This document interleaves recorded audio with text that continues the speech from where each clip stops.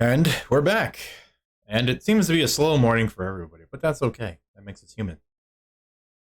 Um, you know what? Kind of like yesterday, although yesterday was filled with shenanigans from the party members, and I just wanted to get it over with, so I started the game.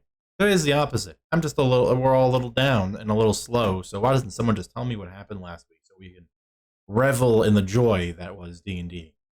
So, I know that you've been very sad about this. So, what I'm going to do today is I'm going to read Quinn's session write up. Please don't.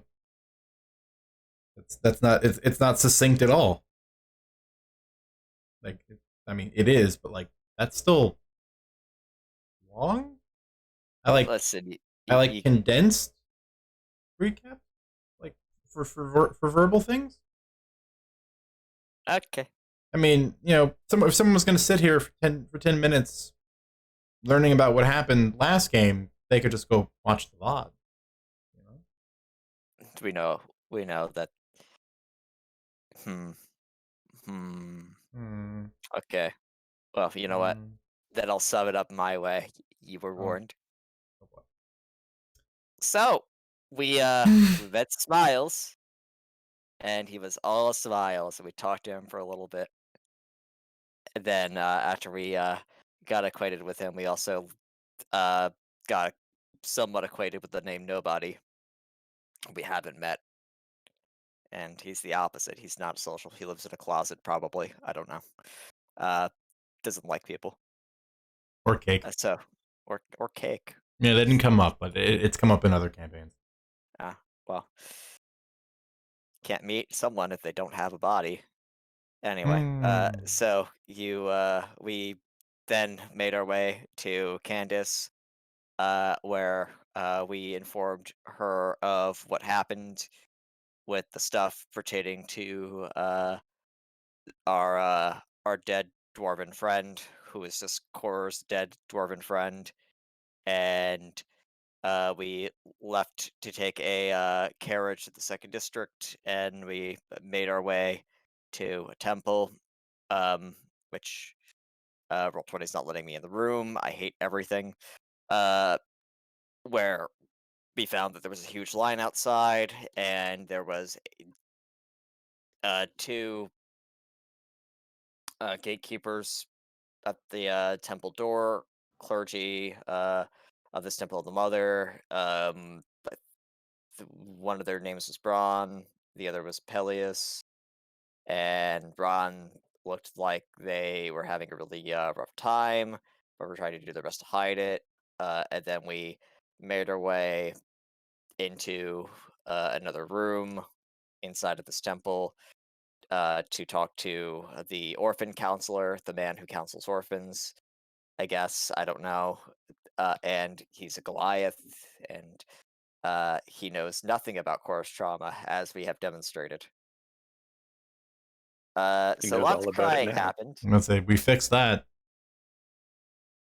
Oh, I'm sure he still doesn't know much. Core had an episode. He will continue to have episodes. Rest assured, we're not done. This was only episode one. So that was the thing that happened, and we left there with only a little bit more information. Uh, so now we're going to be making our way back to the uh, house and the sewer access to make our way to this casino to try to locate Hatner. And we left on a very, very kind of somewhat tense scene of people being in a wagon. We got a short rest, and that is a very, very poor Spark Notes version of this here. Lots of stuff going on here. We predominantly spent our session in the first and the second district, and now we're making our way to the sixth district again. Um, the only other thing that I could really say is that the pendant that we have can be the information on these things can be accessed via clerical magic. Usually, a cantrip of some kind is good, and the orphan's name is Aaron.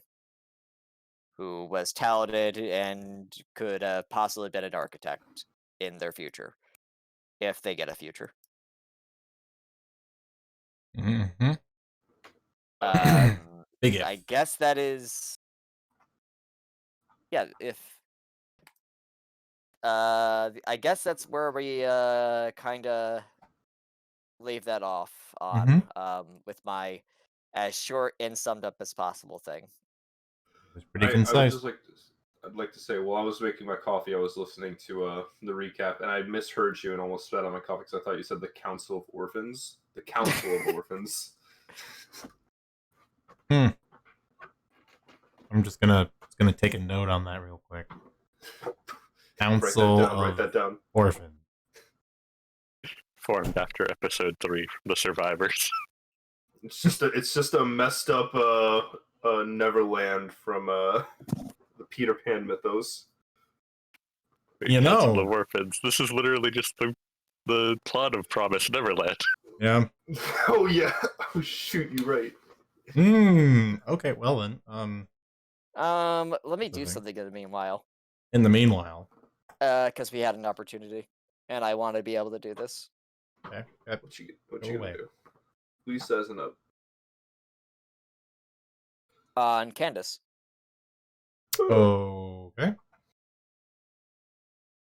What would you like to compare? And against who? You know what? We're gonna do something interesting. Candace. HP compared to let's compare her to Amethyst. Okay. Inferior.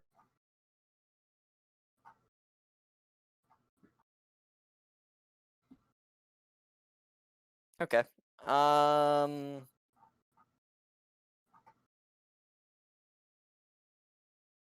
HP compared to uh Nero. Checking. Checking. Inferior. Granted, Wow. not by a whole heck of a lot. All right. Okay, so she's got. All right, that gives me an idea of where she's at.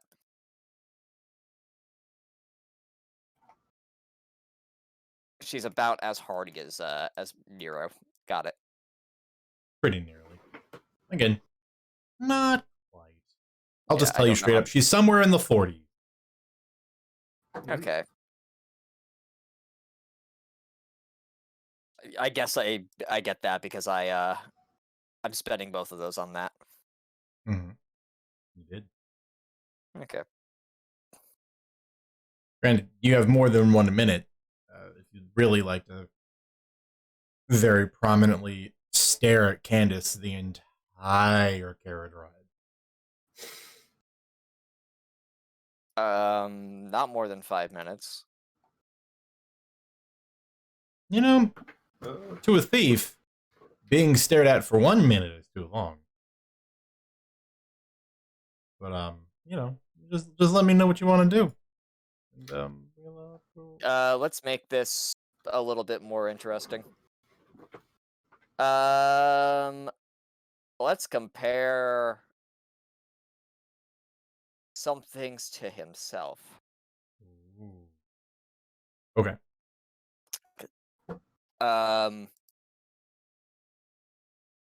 Intelligence score compared to core. Inferior. Okay. Dexterity score compared to core. As I continue to double check what your scores are. Unless you just want to tell me what your dex score is. 18. Equal.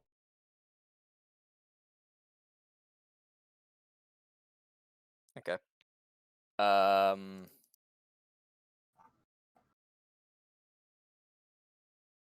After that, we'll probably go strength and con score compared to Nero.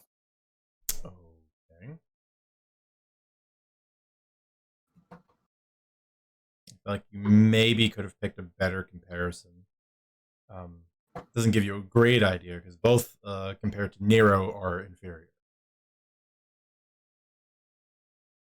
I have no idea what like Nero's scores are. Well, he a thick boy, so you can assume higher than average. Yeah, honestly, Yulin is probably like a better comparison, but Yeah, maybe. which at that point, if I'm doing this for a minute, 1, 2, 3, 4. Why don't we go armor class and level of spell slots? As compared to. Yelena. Don't mind me. Let's get in here real quick.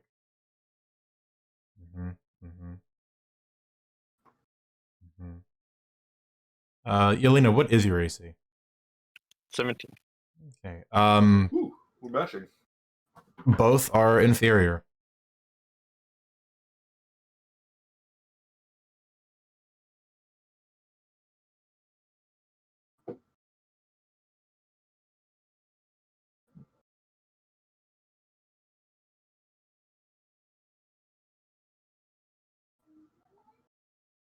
Okay.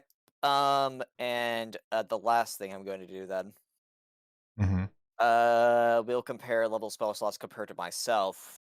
And I'll then do I guess we'll do Constitution. Okay. Course Constitution scores are 12. Level spell slots are equal.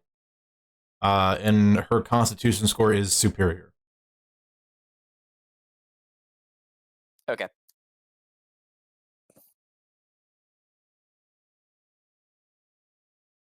All right, that's all. I think Course is like kind of quiet and contemplating during like a moment here. Which eventually gets interrupted by Candace after what was, the conversation of you guys all getting in, awkward silence for a long time, and then you staring at her really intently for like a solid 10 minutes almost. And eventually she just goes, "All right, what are you doing? You stare any harder, you're going to put a hole through the carriage." Out of character, I have a question. Has she gotten any stronger since the last time that I've seen her? Yeah, you would say so.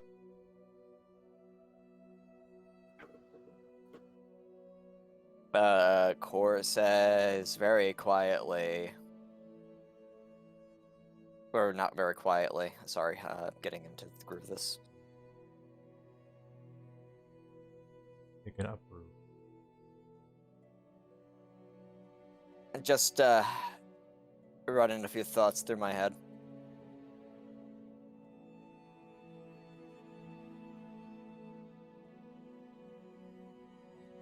Would you be keen on sharing, or do you feel like you've shared too much already today?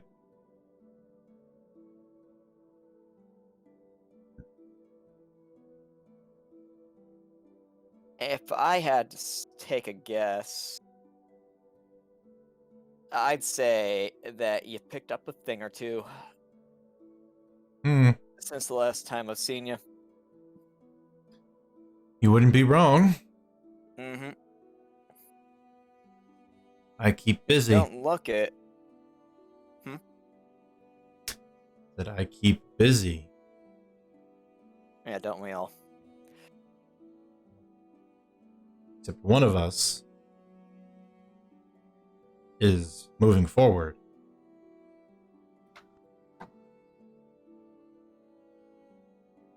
Hard pointed stare. Yelena's Don't just give me been. that. Elena's just been casually playing like a relaxing tune on her lyre this entire time while we rest. Suddenly, tense conversation. She doesn't change the song.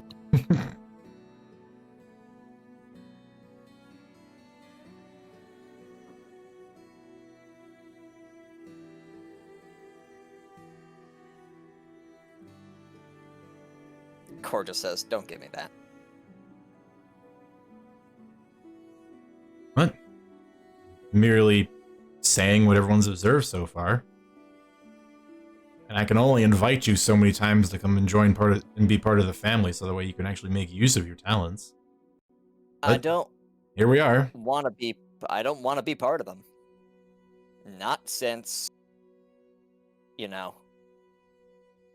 Yes, we all know now. But you say But that you can has- see that I've improved. As I look across the carriage and I just see the same old core.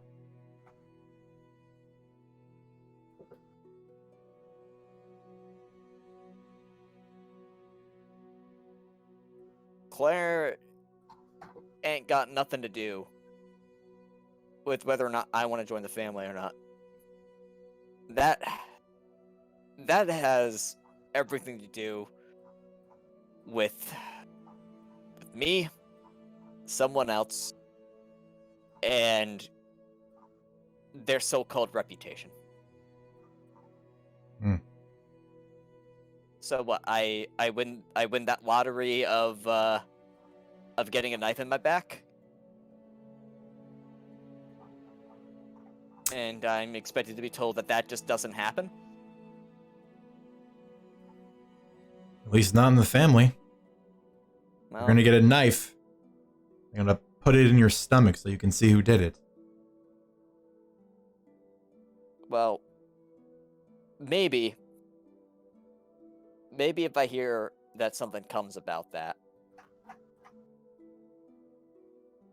then maybe we can start talking. Hmm. And even then, I don't know. No, you don't. Keep rolling around in the slums. Keep watching people scrape by and doing nothing about it.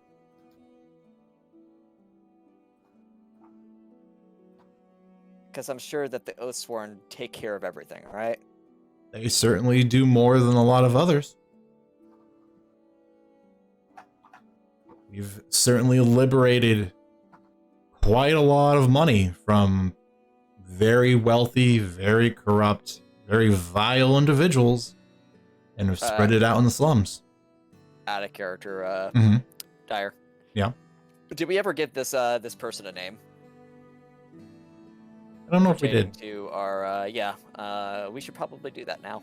Hmm. Why don't we figure out the details pertaining to that element of Core's backstory?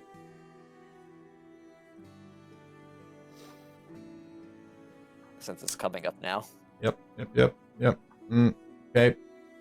Name for evil douchebag guy. Coming right up. Evil douchebag rat. Potiphar. Perhaps a little too pointed.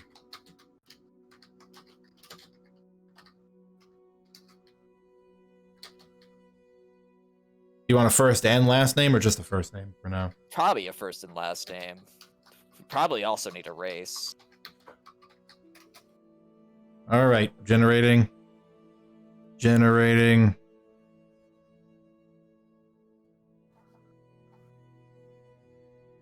And the name will limit the race options, given historical precedence. We're going with Jackson Kaplan. He's going to be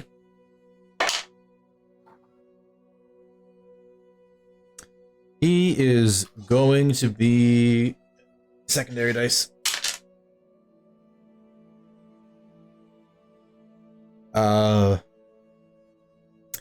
A half elf, but one half is not human. He is half elf, half orc. Oh. Interesting. And I left this a little bit more up to you, but they were formerly with the family, and Core was associating with them at that point, and this was pretty much the incident that made him break off from them. Mm-hmm. So, I left it up as a little bit more undefined, but they definitely did a thing where they really screwed Core over. Mm. And probably by extension also screwed the family over. And essentially what's happened from that point going on forward is Candace has never been able to tell you the outcome of it because it's family business. Mhm. And that's just policy. Yeah. So I guess that's why she insists whenever she sees you, she can actually tell you what's happened if you just join. Okay. So yeah, that's why this argument's sort of cyclical. It just kind of crops up every once in a while. Yeah. So I guess at that point, Core says, "Listen, we've been over this. My trust is the one that got broken.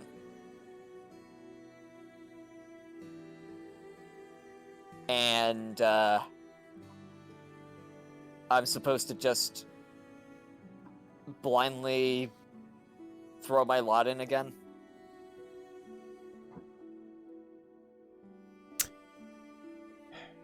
You threw it in blindly the first time. It was your own fault. The point is, you're supposed to be able to look at it and make a choice.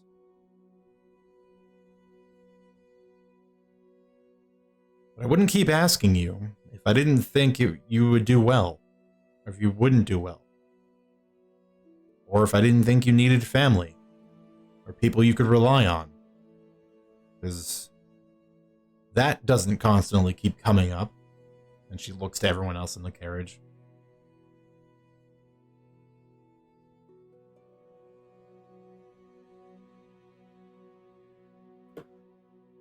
From what I've heard, they seem to have the same goals as you.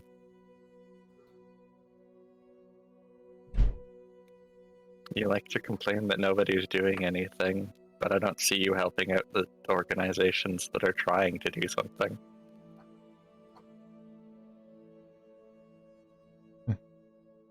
I knew I liked her.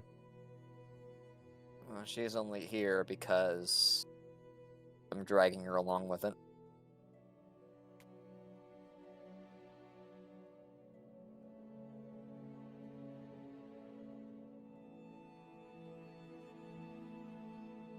I'm here because Jagoram asked me to be here.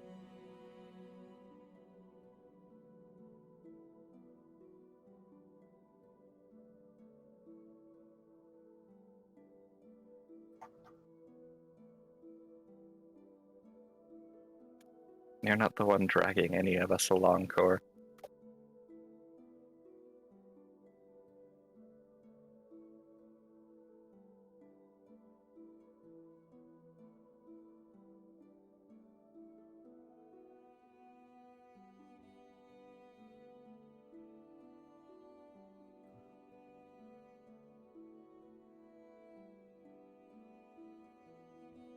Can you, in any capacity,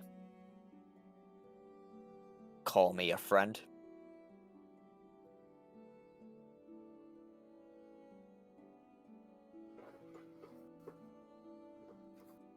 Yes, but you make it really hard to be one at times.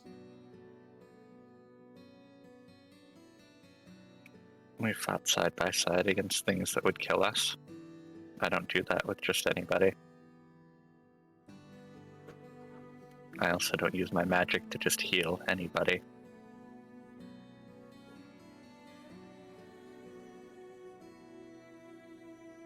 I think our history speaks for itself.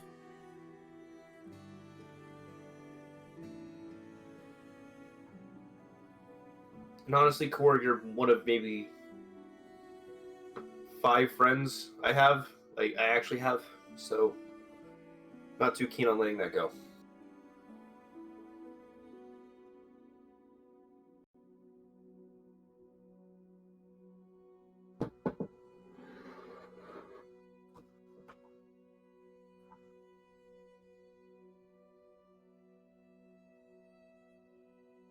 Cora just gives Yelena a very kind of level gaze. If you're always watching the horizon for storm clouds, you'll never feel the warmth of the sun on your back.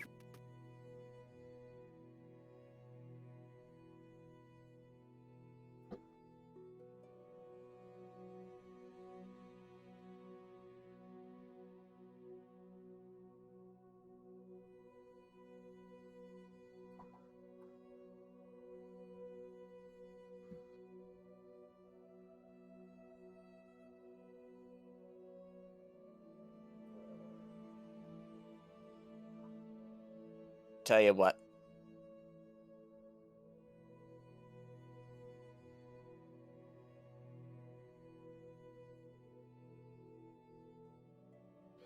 If you take your foot off my face about everything that's just happened for just a little bit, maybe, just maybe I'll consider it.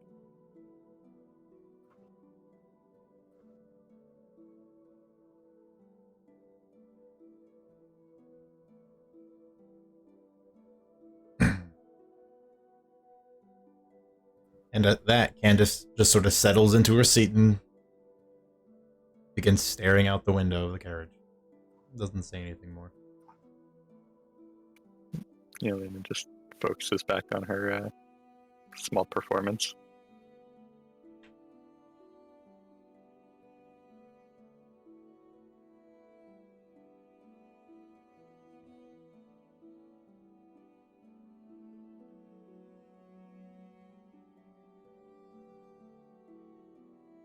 All I want to do is just focus on this next step and these next things. I think we can all think about that. I think we can all agree on that. I'm not going to turn my tail. I'm not going to run away from this. Despite whatever grimness I talked about.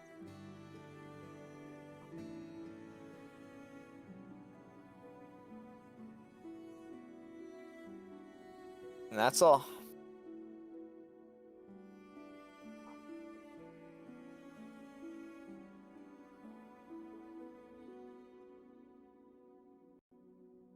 Cor reclines back in his seat and stares at the stares at the everything as it goes by. Mm-hmm.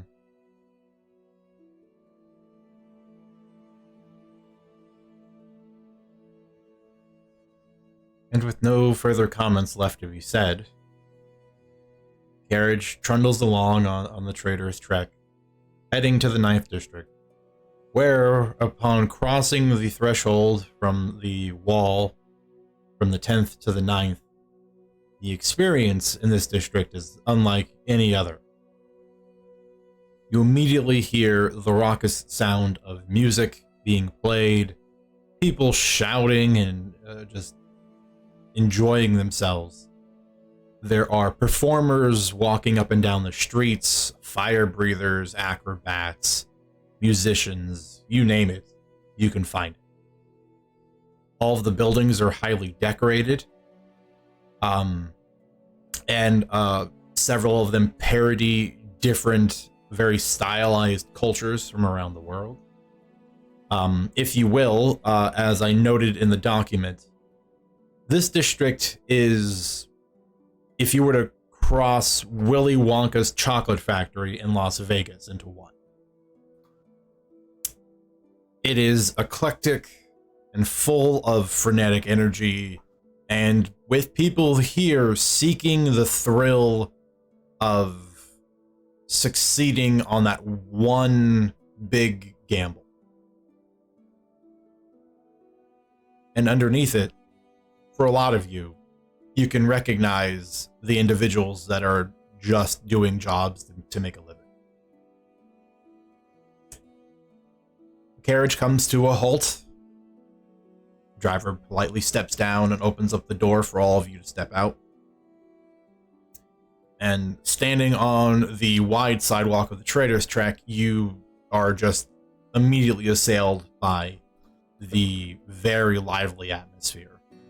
Down to, again, performers that are sort of walking by, making eye contact and smiling, and just passing by, continuing their act.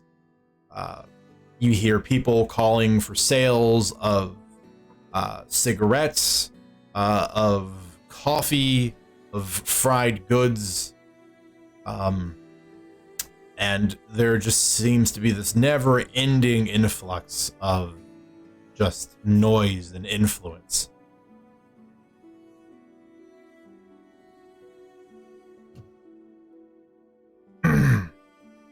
So, where were we going again?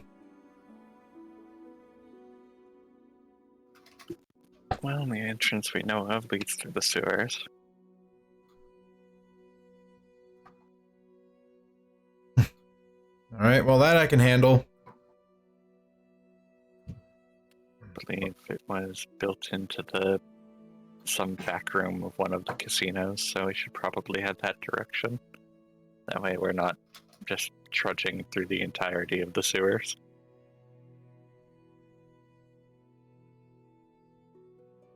If you don't have a problem with being seen, it's fine by me.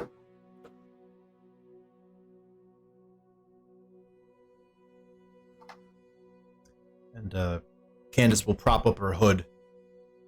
And when she does, you'll observe all of you will observe a very interesting phenomenon, which is as she puts her hood up, the hood and the leather armor that's covering her from the torso up, the pale blue armor that she wears, it'll suddenly begin taking on the colors of everything that walks by her. This is part of the typical oath sworn armor. There's a reason why they are difficult to spot in crowds. That's sick. Mm-hmm. And you will all begin making your way into the heart of the district, which is the further in you head, the crazier things start to get. When you hit the main thoroughfare and you see along down the way in front of several of the casinos there are outdoor games being held, card games, dice games, and all kinds of games of chance. And they are just pulling people off of the street to participate. And as is normal for this sort of thing, a lot of people sort of come, play, and then quietly end up walking away. But out of a handful of them, you'll eventually hear the loud, joyous cheers of someone wildly successful. And then you'll see them with a new bag of gold coins escorted into the front doors of the casino. They'll probably end up losing the rest. As much as this place offers riches, it very frequently consumes what you bring with you.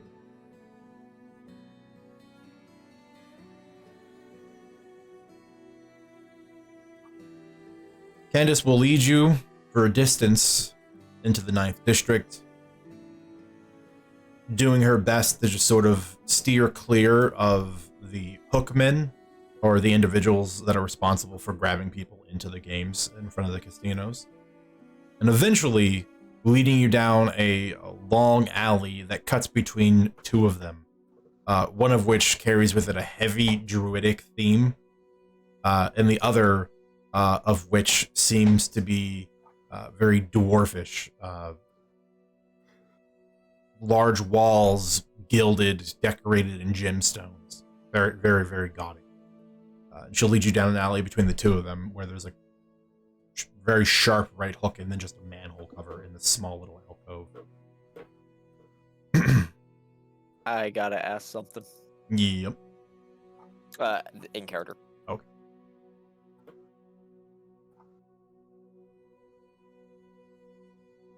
Was Tiger carrying anything with him that was worth mentioning?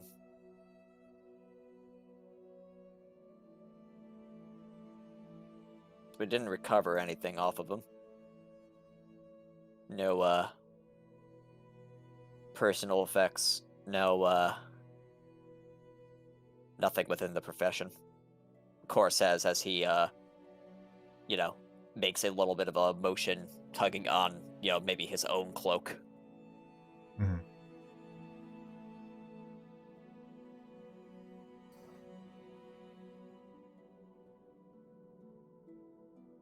Nothing you didn't expect.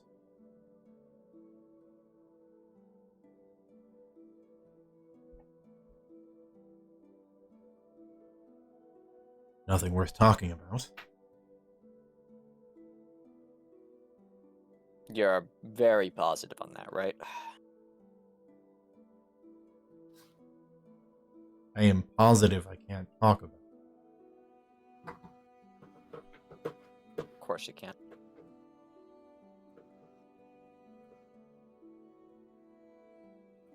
Alright, well. I'm just trying to think of potential problems for us.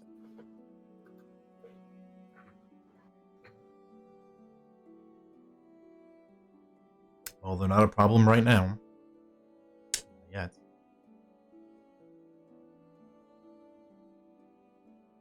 Alright. It's worth bringing up. Let's focus on what we're doing now, which is walking headlong into a tight enclosed space probably filled with dangerous traps, as we've been informed. Uh-huh. Your eyes are still as good as ever, right? Mm-hmm. Alright. It's good that you brought me with you. Or else you might have ended up dead in a sewer and no one would have known any of the wiser. I mean, do you want my thoughts on it? Or do you want what you're expecting me to say? I actually just want to get this done. Mm-hmm. This is the mission, after all. This is supposed to provide us with context and direction, right? Yeah. Find one kid, hopefully find the others. That was what this was supposed to be. Uh-huh. Well, let's not keep the jitterbug waiting. Hopefully he's here. Are we in front of like a manhole or something? at the Yeah, moment? yeah. There's a manhole cover Or- in a small little alcove down this alleyway. All right. Cor pulls out a crowbar. All right. For funsies, make me an athletics check with advantage because you have a crowbar. Oh man, I love these. Net 20. Yeah, Here we sure. go. I mean, I guess I'll be the one doing it because I've got someone literally right there. Oh wow. Nailed it. Cor, I guess, is like looking at her, and you can kind of tell that Cor is very done with the way that she's been talking to him. Mhm. And Cor just, without missing a beat, just unlatches this with a unexpected feat of strength, and it maybe for a moment you can kind of see that frustration being put to good use. Mm-hmm. Mm-hmm.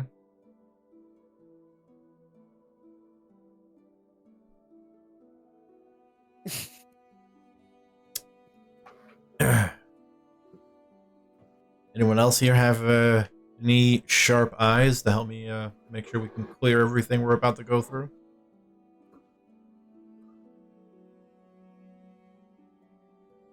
We've left most of the trap finding up to core. I'll keep an eye out, but I can't promise that this is at all my area of expertise. Which of you can see in the dark?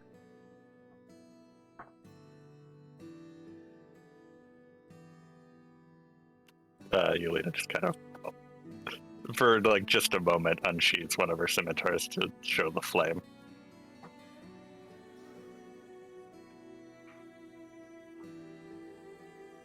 My lantern blew up. We can make some light. Right? Core is gonna try to make the necklace produce light. Okay. You know religion. the drill. It will produce light.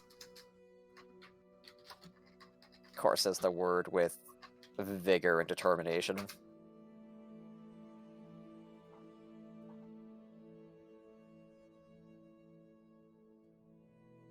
All right. Keep your eyes open. Don't touch anything that looks weird. And take it slow.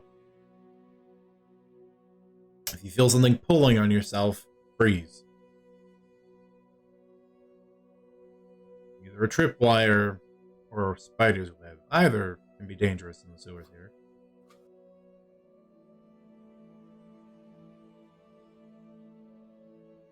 Alright. Well, I guess follow and keep your eyes open. And without another word, Candace will climb down into the hole and slide down the remainder of the distance on the ladder, with all of you eventually ending up down below with her. The sewer tunnels here are a bit more cramped than the tunnels you experienced where Grusk had his residence set up. They are perfectly round, about 7 feet, about 5 feet in diameter, pardon me. There are tiny little walkways on either side that are about 2 feet across, with just a river of sewage running between. Every 50 feet or so, there is a slight middle grate walkway that will allow you to walk from one side to the other. The smell, as you would reasonably imagine, is putrid. It is so powerful, you can almost see it.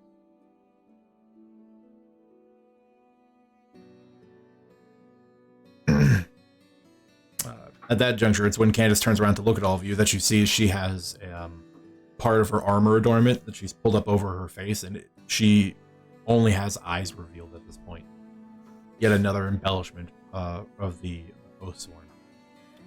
Yulia's gonna like pull the collar of her coat up over her nose and just prestidigitate the smell of roses onto it. Core has something where he just kind of imitates that to the best of his abilities.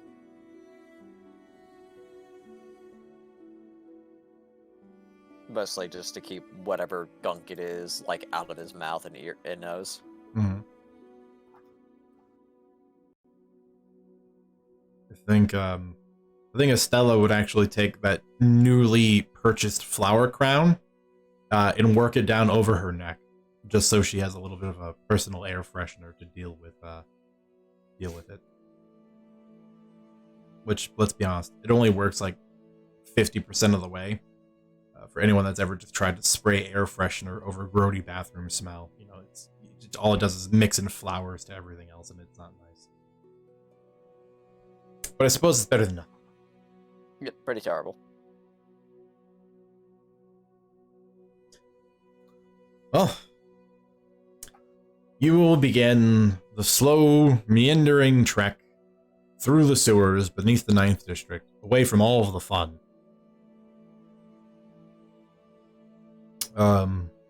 Finding yourself reaching several intersections where you kind of just, all of you collectively check all different directions down. And it's just at that moment, it's just... So what were the details in finding this kid's place? Supposed to be attached to one of the casinos? Cora was not there for the notes on that. Stella was the one out there for that. Though that's maybe I took notes out of character basis. If someone took notes out of character, it's still perfectly acceptable to interject now with some information.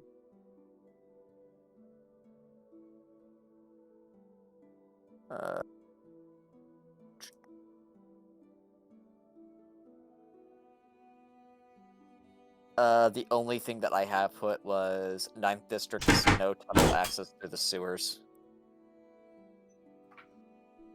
Not where it was or anything like that. So, out of character, I don't really have much to contribute here.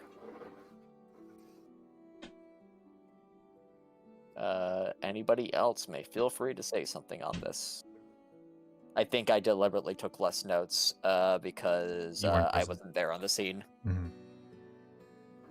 I don't remember the specific details. I just remember there, believe he had marked down some of the traps that were present. Or maybe we learned that from one of the other kids. All I remember is that there are definitely some like traps that would not be triggered by a child-sized creature, but would absolutely be triggered by the rest of us. Mm. Yeah. Believe that it was like he was using like the back room or like a basement of a casino that maybe been like sealed off or just wasn't in use. Something about like a safe house sounding location or something like that.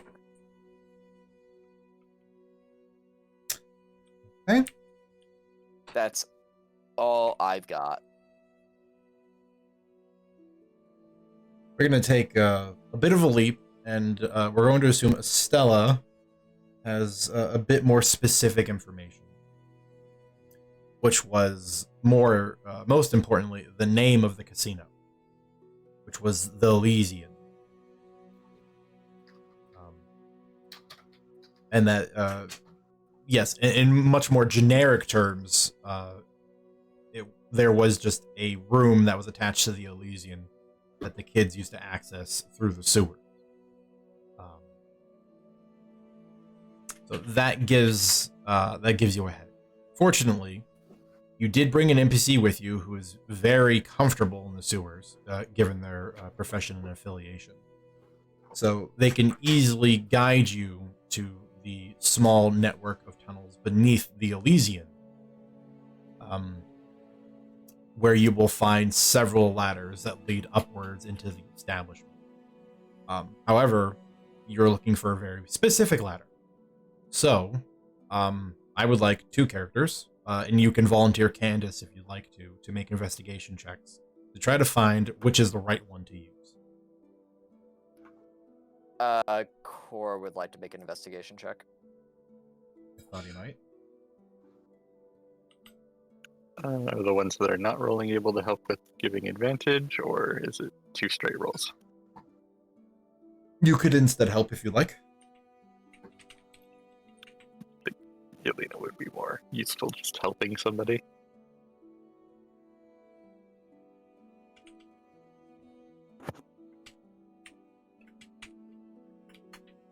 I'll take your help if you want to continue doing it. Core has a bit of an axe to grind here about being the same old Core. Kind of has something he wants to prove.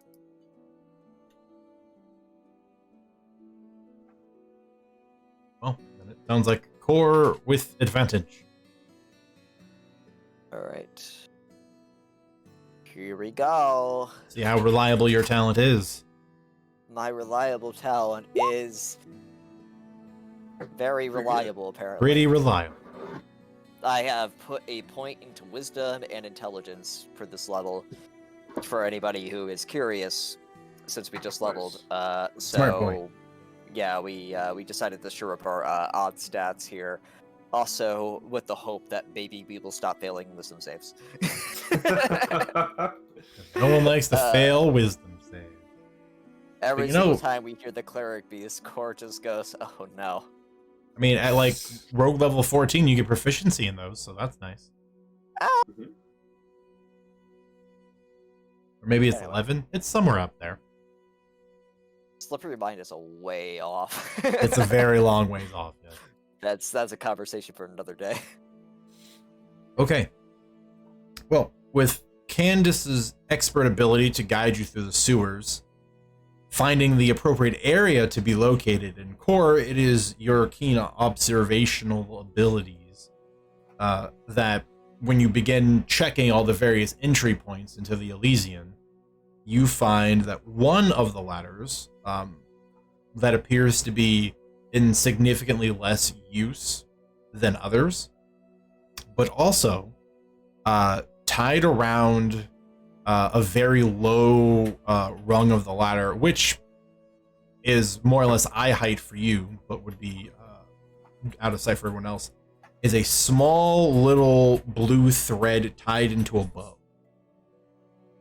And the bow is on the back side of the ladder, so you actually just spotted the singular thread on this on the front side that led you around to it. And that looks as much as a signal than any you've seen before for people trying to find the right place to go. Okay. I guess Core makes a gesture for people to stop.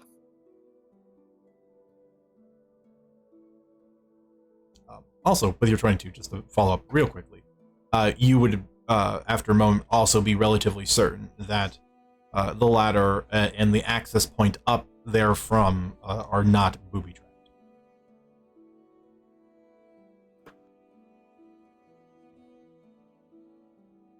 It's this one.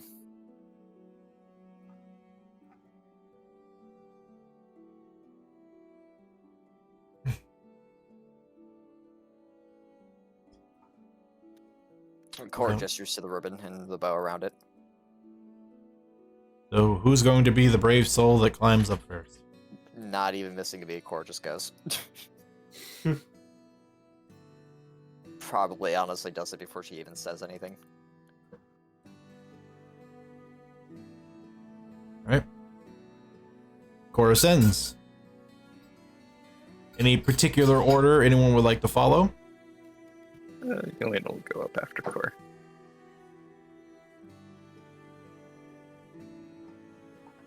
And then I'll go. The boys following close behind. Then Estella after the twins, and then Candace will bring up the rear.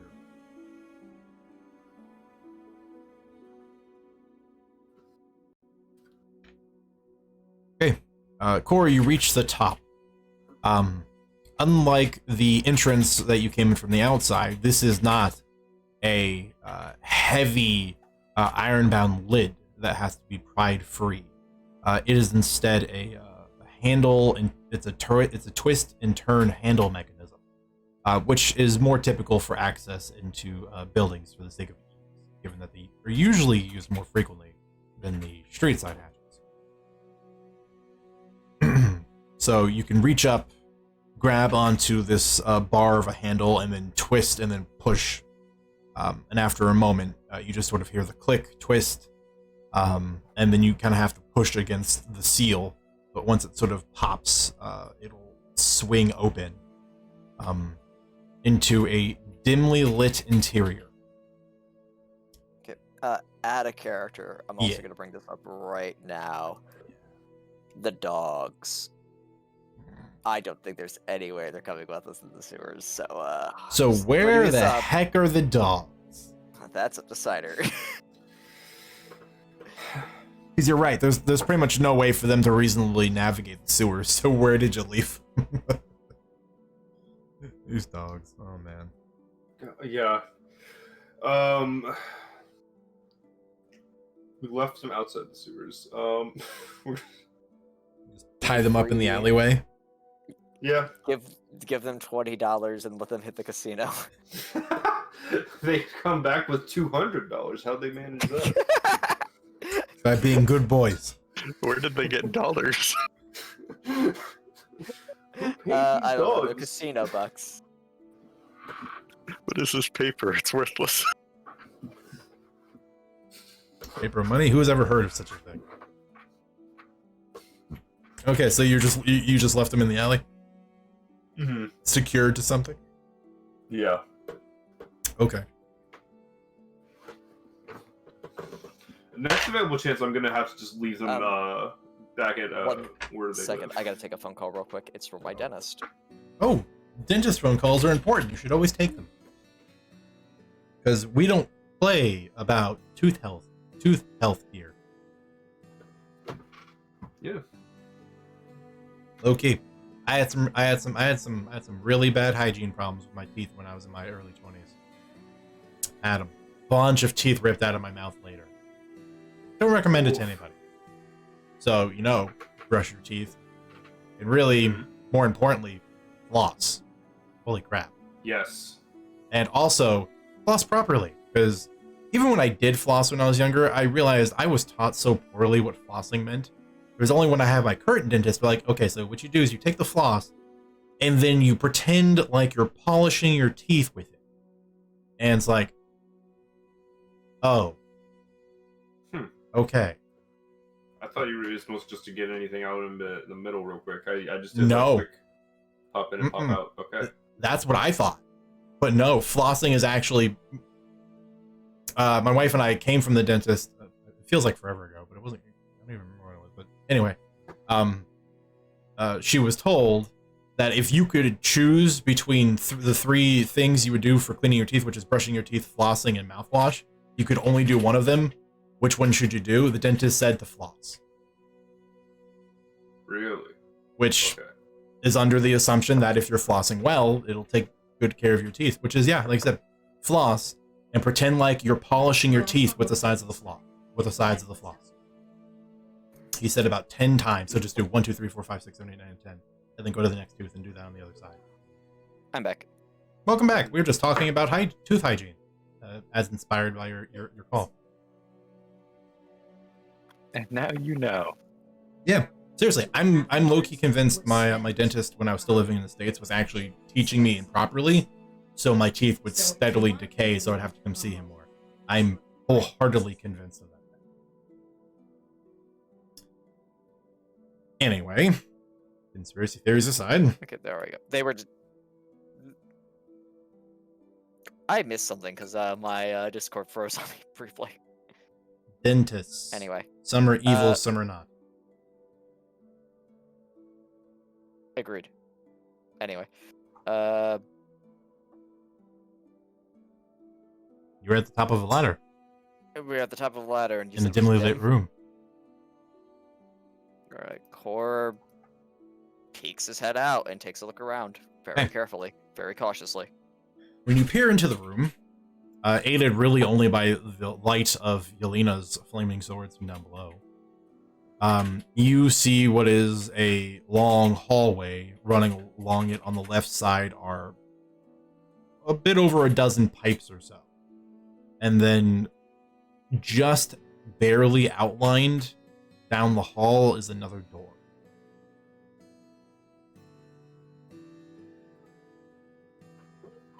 Can I roll perception to locate traps? You can certainly try. It will be done at disadvantage due to the poor lighting. I pull out the necklace that has light on it. Because I have a light source Very of my good. own. You do. I forgot. Does Alright, that neutralize so, the disadvantage? Yes. Yeah. If you produce the prayer beads with the light on them and hold them up into the hallway, it will neutralize the disadvantage. Sure. I will blow inspiration on this because I really want to do my best. Which is unfortunate. You want to go for the triple heck? I thought I could only use it once. Nope.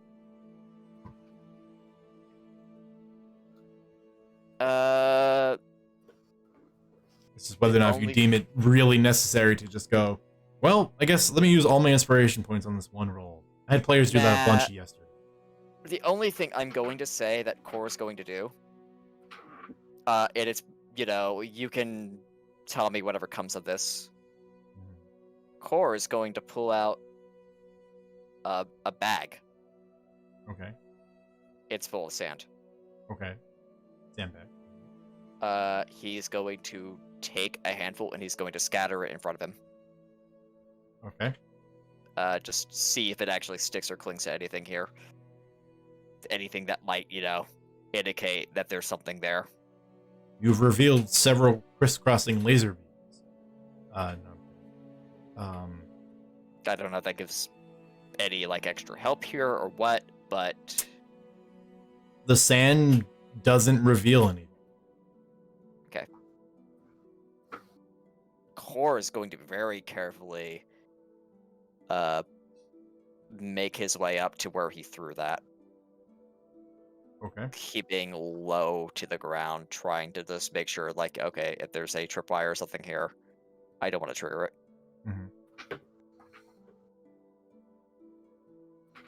Just for my own recollection, how tall is Core?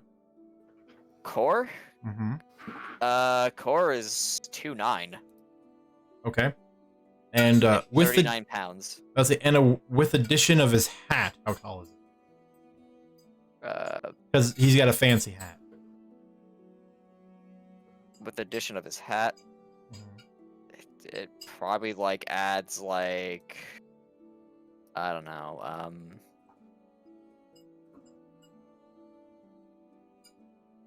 in man, I have no idea. I don't have reference for hats. It's probably an inch, maybe an inch and a half, I Okay. think. Okay.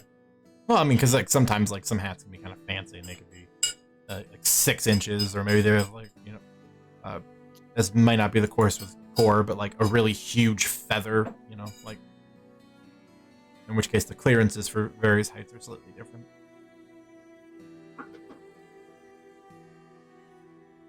Yeah. That being said, Core is rocking a feather, right? I mean, it's on the token art. Yeah. I was double checking. I mean, maybe it's there, maybe it's smaller.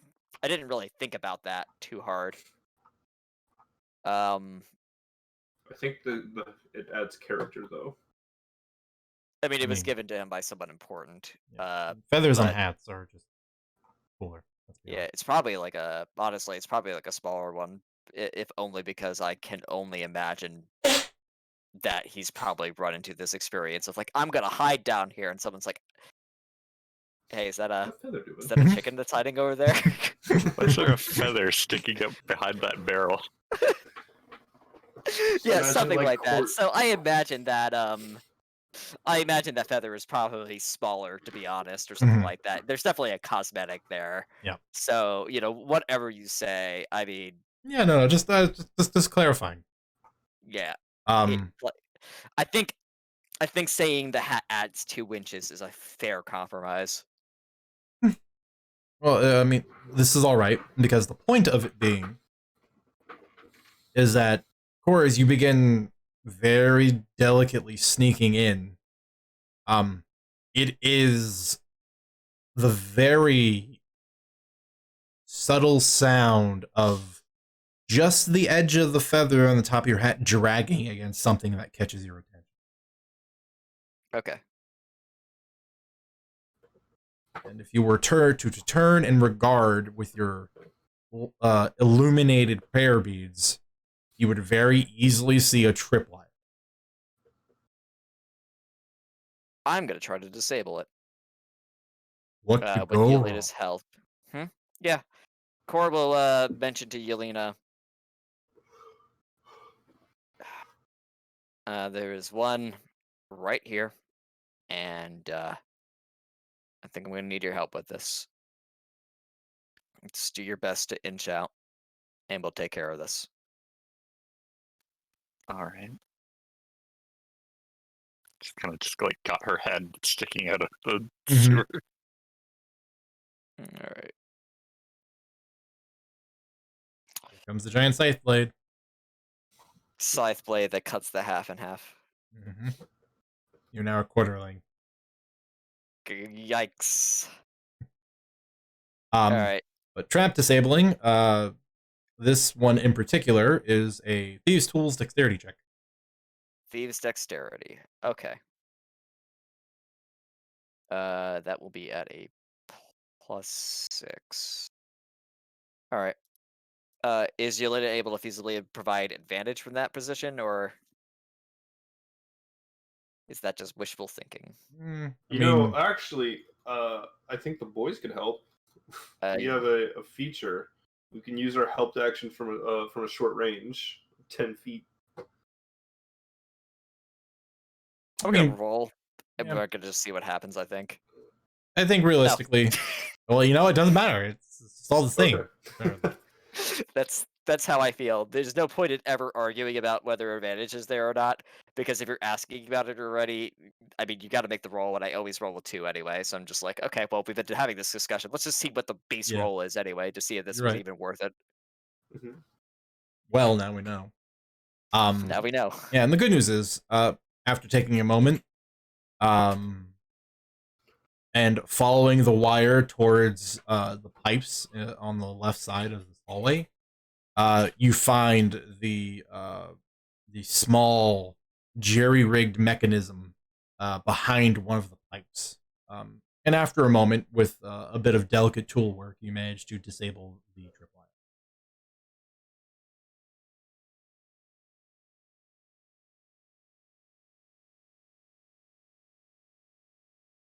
Okay. Core will say. All right, got it.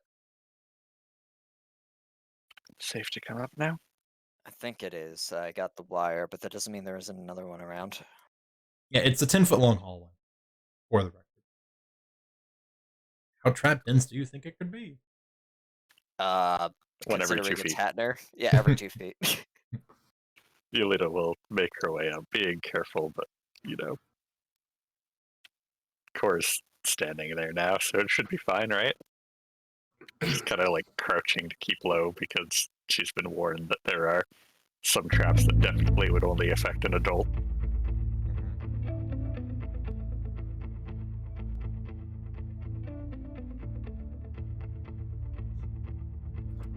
Kind of motion for Core to lead the way so that everyone can kind of start making their way forward.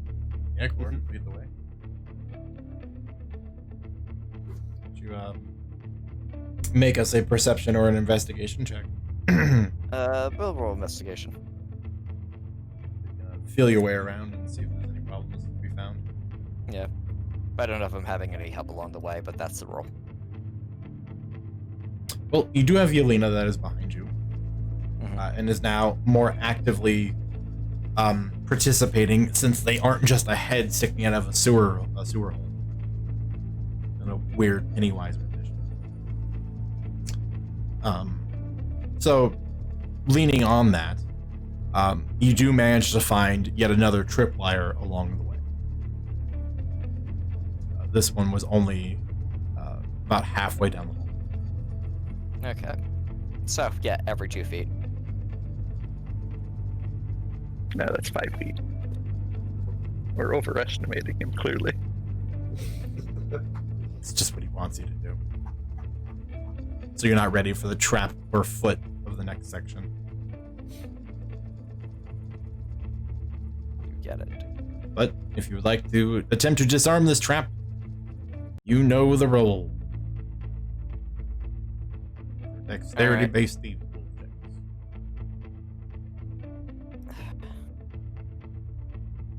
And if I might be so bold, I think Yelena might help with this one. Yes. I don't think that's enough. Ooh. No, it's not. You have to Man. be the third. Man, I can't believe that Tiamat's the one like setting these traps up. Yep. Jeez. Hatner is actually the trickster god in disguise. I believe it, honestly.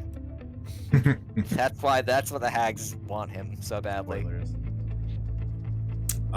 But contrary to all of the joking, this tripwire you follow to the pipes on the left side, and while it is still, Hatner classic comprehensive, you still manage to disable it. And for the record, all of these have been blow dart traps. They are tiny little pipes with little balloons on the end that when the tripwire pulls, it cinches down and pushes on the little balloons and shoots the darts out. It's actually pretty ingenious.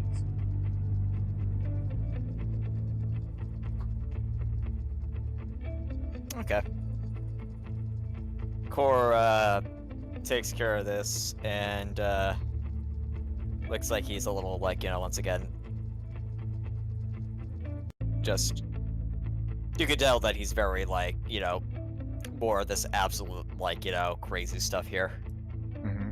Maybe, like, giving, Candace this, like, silent look of, like, gesturing to this, just like, see, I'm not crazy.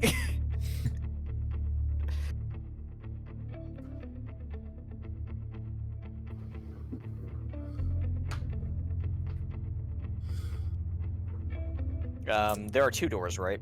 There's one door. There's 1 door. One door What's at the end of the hall. What's on the other end? A wall. Basically, where you climbed up from the sewer, you were at the end of the hallway, and there was just a wall. Okay. There's only one direction ahead. Pardon me. Only one direction ahead. Alright, and did the investigation check also cover the that doorway? Given its distance from you, no. Alright, well, Core will proceed to the door to make sure that that's also safe, because I'm sure that's also trapped. Alright, well, give me another investigation check and let's round that out. Sure.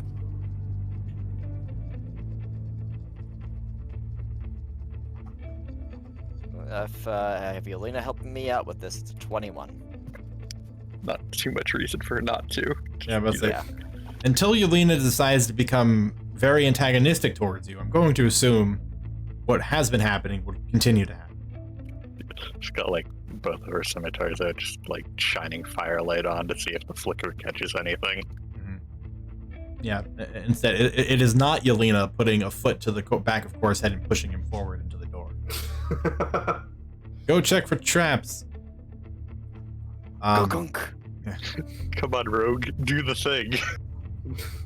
The 21 reveals, much like the door trap back at the apartment building, a inlaid needle into the lock that when the door handle is turned, it will stab you.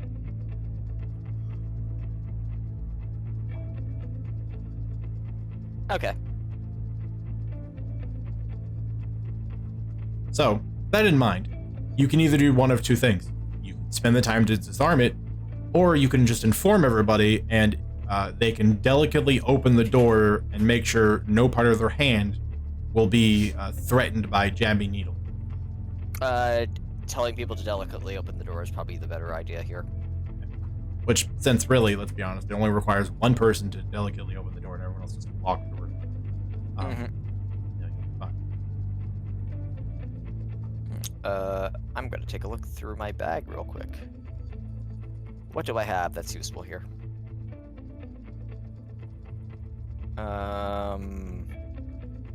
Nothing there. You mean you just don't have a plate mail glove in there? That's not what I'm looking for. I'm looking for a pole. I don't carry a pole.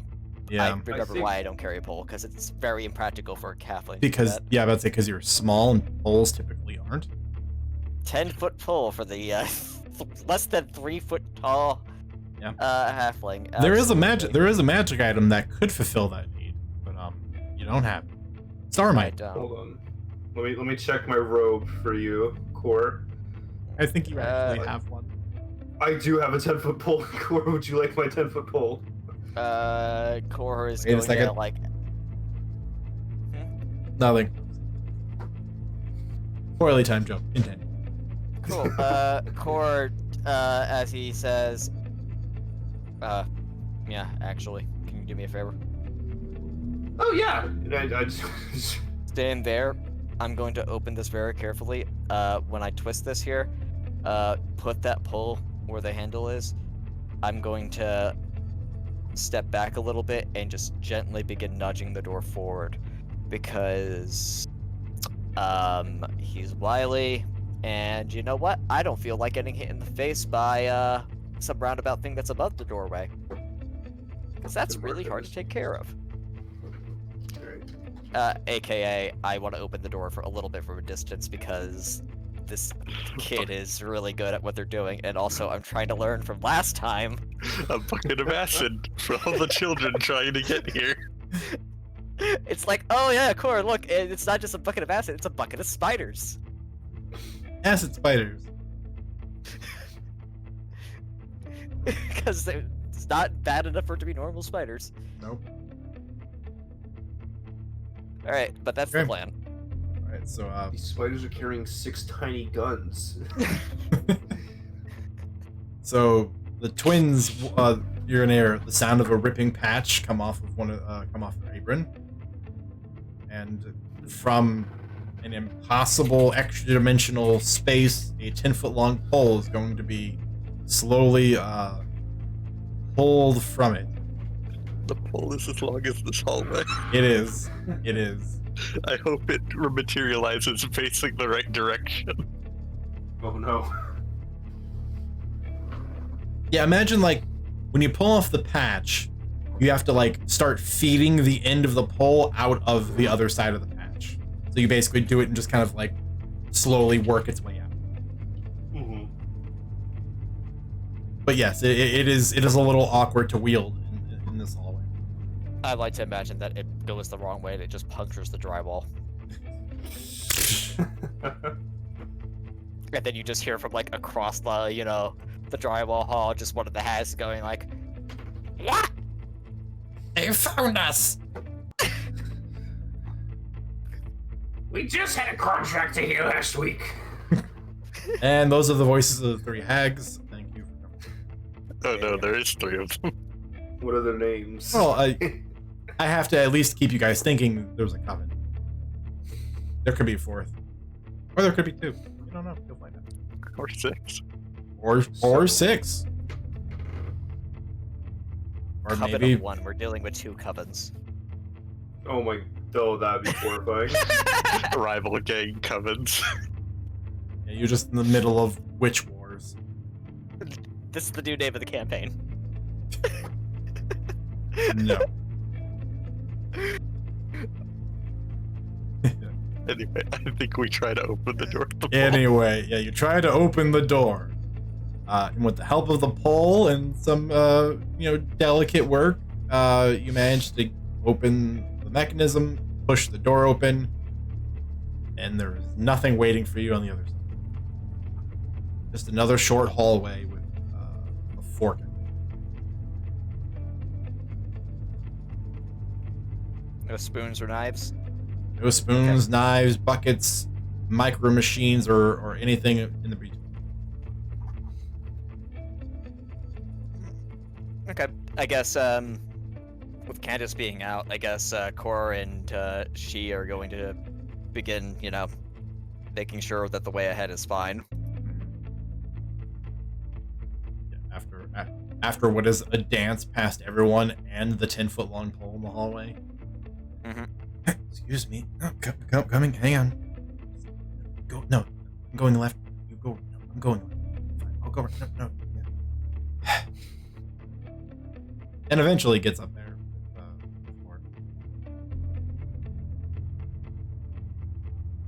In front of you is another 10-foot hallway, with pipes still running along the left side. And at the end of the hallway, thanks to your light source, you see there's a door to the right and what looks like a set of stairs to the left that ascend.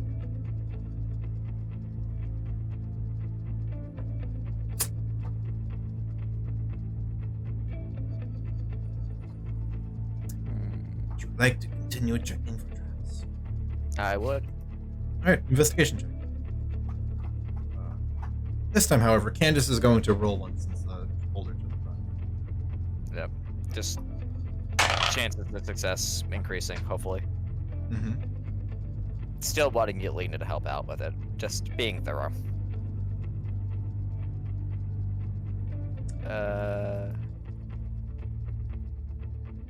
Alright, we'll see if that's good enough. Between you and Candace, especially after your experience with checking and knowing that most of the traps have been rigged in the pipes, you sort of just peer up and over between some of the gaps and feel along very delicately, checking for anything that is out of the ordinary. With Candace making sure that the sweep of the hallway is much more clear. Between the two of you, and after a moment, you just sort of look at each other, and there's a nod of affirmation of it seems to be. Okay.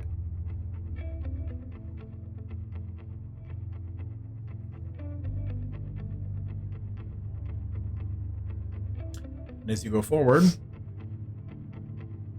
appears to be clear. You can reach the other side. You can reach the end of this hallway with no trouble. The extra person there confirming that there isn't anything else definitely makes him feel more secure, but you can kind of tell that he's like half expecting to trigger something regardless based off of how things have gone in the past. Mm-hmm. So there's a stairwell and then there's a doorway, right? Yep. Yeah, so the doors to your right, the stairs are to your left, and they go up. But the thing that's interesting, since you're now here and you can see in either direction, with your light, the stairs go up for at a bit of a steep angle for about 15 feet, and then you can just see the wall.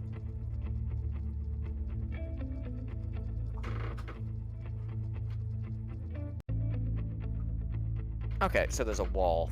Yeah.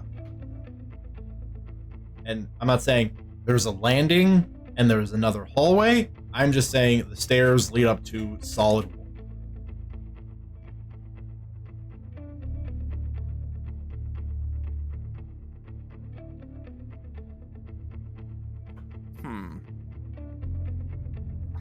It's very suspicious that there's walls all over the place here.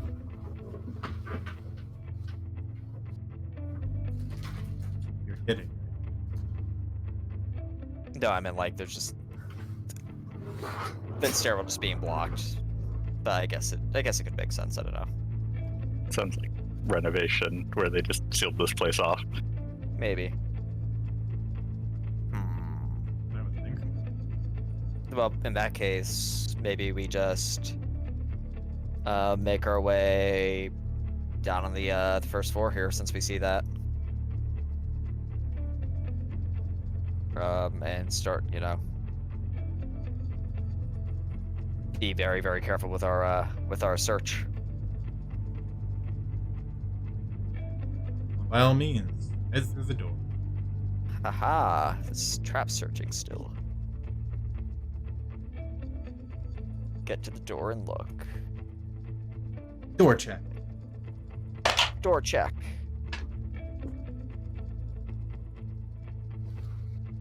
Apparently that advantage isn't going to save you this time. Absolutely not. For what it is worth, this kid likes certain things here. So, I'm going to assume that there's a needle on that door. Regardless, I have no reason to believe that not every single door in this entire place is trapped. Core's trying to do his best to be very thorough with this, trying to make sure that there's nothing there. I don't know if the roll indicates that maybe he sets something off on himself while he's doing this, but if he doesn't see anything here, Core is going to say,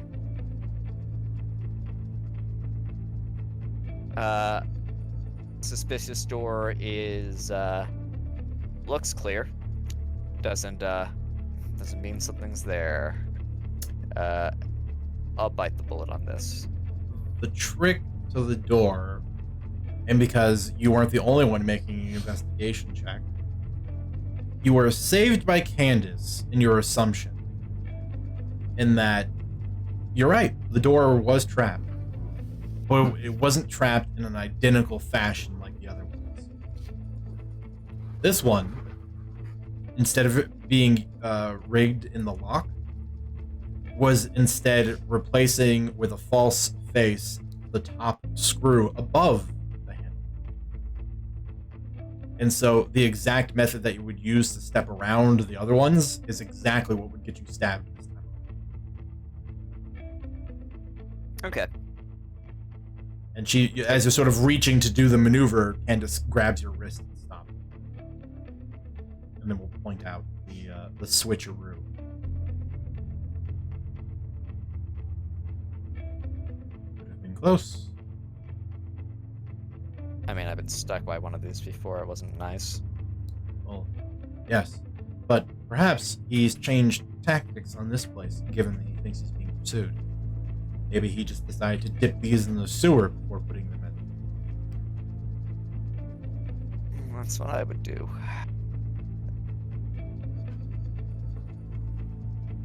Alright, Cor will follow the guideline and safely open the door, hopefully. Okay. And you do. Inside, you find a surprisingly large room. It's a 20 by 20, where on both the left and right sides there are just thick bunches of pipes. On the far side, there looks like an out-of-commission boiler that you think was being used by the casino at one point. It does not look like it's being used any longer.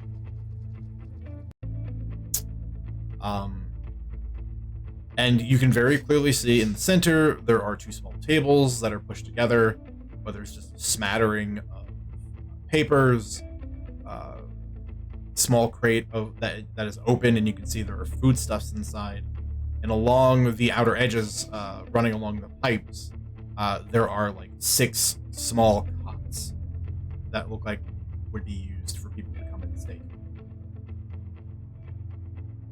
Bundled up in the corner, either asleep or dead, you're not entirely certain, is the kid you've been looking for, based off the description you originally received. Patner, the juvenile rogue, is currently knees curled up to his chest, leaning in the corner, a discarded mug on the floor nearby, and his head's sort of slumped and his eyes are closed. And he just doesn't look like he's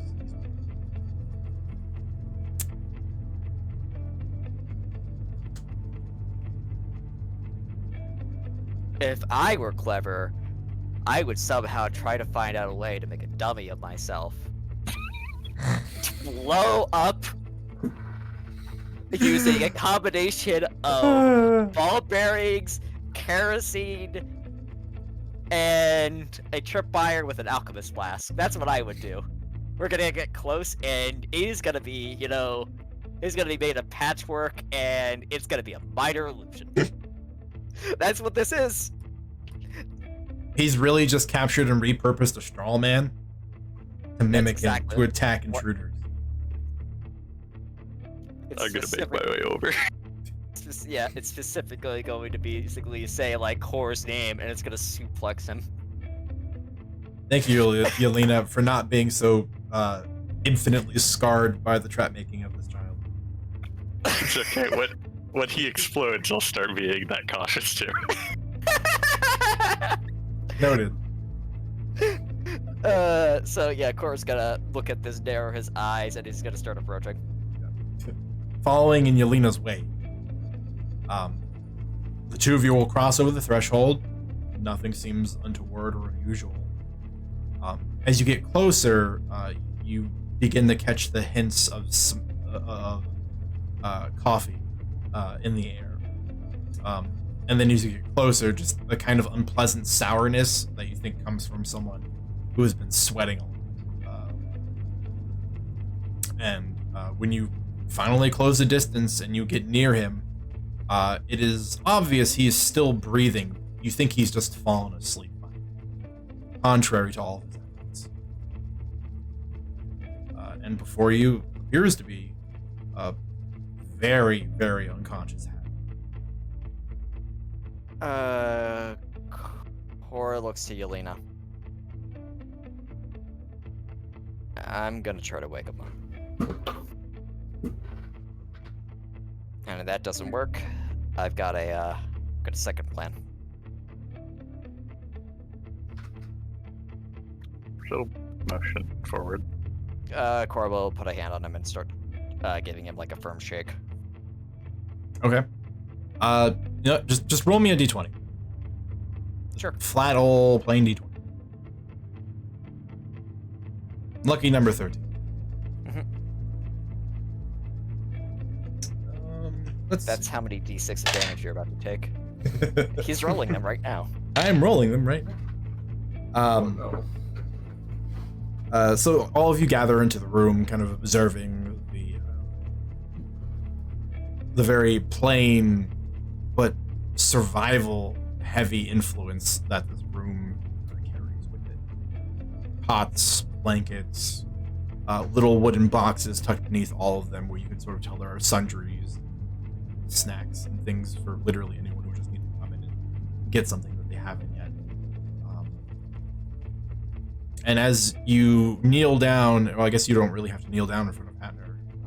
As you approach him, put a hand on his shoulder and begin shaking him, you see his breathing, is disturbed. It's no longer just the rhythmic breath of someone sleeping. And just immediately after the shake, a moment or two following, there is an immediate violent response. Cora, what is your AC? My AC is a 16. All right. Well, I rolled a natural 15. I'm going to assume he has some level of proficiency here. At least a +1. He has stabbed you. That's fine. He has. And I've rolled a 1 on the damage die. So you're going to take 3 points of piercing damage. Okay. But the part that's worse is that I want you to make a wisdom saving throw. It's funny that this came up today. I'll roll it. Cool. Okay. You've been trailing Hatner. You've seen his journals. You know that he has been doing everything in his ability to stay awake, but you also know staying awake for too long can cause all sorts of negative side effects, including delirium, which is only compounded by the fact that he's being haunted by creatures that can physically harm him in his dreams. So nowhere appears to be safe. So you knew trying to wake him up might elicit this exact response. You were ready. Which is the reason why he only manages to nick you with his blade. And there's a moment where the slight scratch he causes on your arm tingles and then goes numb, and then there's just this rush that hits your head where you blink, and everything swirls and changes color for a second. And after a couple more times blinking, your vision returns to normal. And before you, still in the corner, but now with a dagger raised and held between you and everyone else in the room, Hatner is staring at all of you with wild eyes, realizing he has been cornered. Cora's gonna try to talk him down. Easy, buddy. It's Hatner, right? We're friends. You Can't trust it. gotta... Yeah, I can't trust any of you. Can't trust any of you. Just more of those hags. You're wearing someone else's face. Packed full of straw. You're just trying to take me.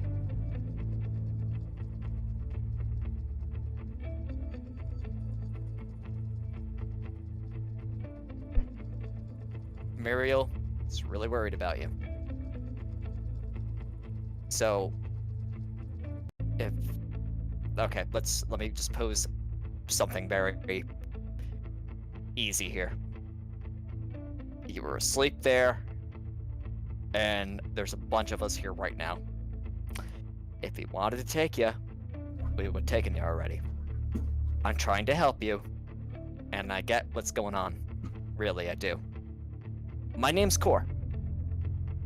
This is Yelena.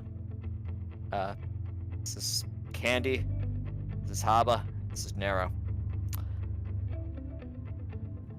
You haven't been sleeping. I can smell the coffee. And we've been chasing you halfway across the city trying to make sure that you're gonna be safe because of these freaky things that are after you. And they're hurting people that I know too, okay? They are. And I want to get back at them too. I really do. But I need you to, take it easy here. I know it's not easy to trust people. Really. I get that. And I'm gonna be the pot calling the kettle black. But I need you to just let your guard down for a moment. And, maybe I can do that for some of the people that are caring about me too. Just, just take it easy. It's not just you who's in danger. They're after a bunch of kids. You don't want them to come to harm too, right?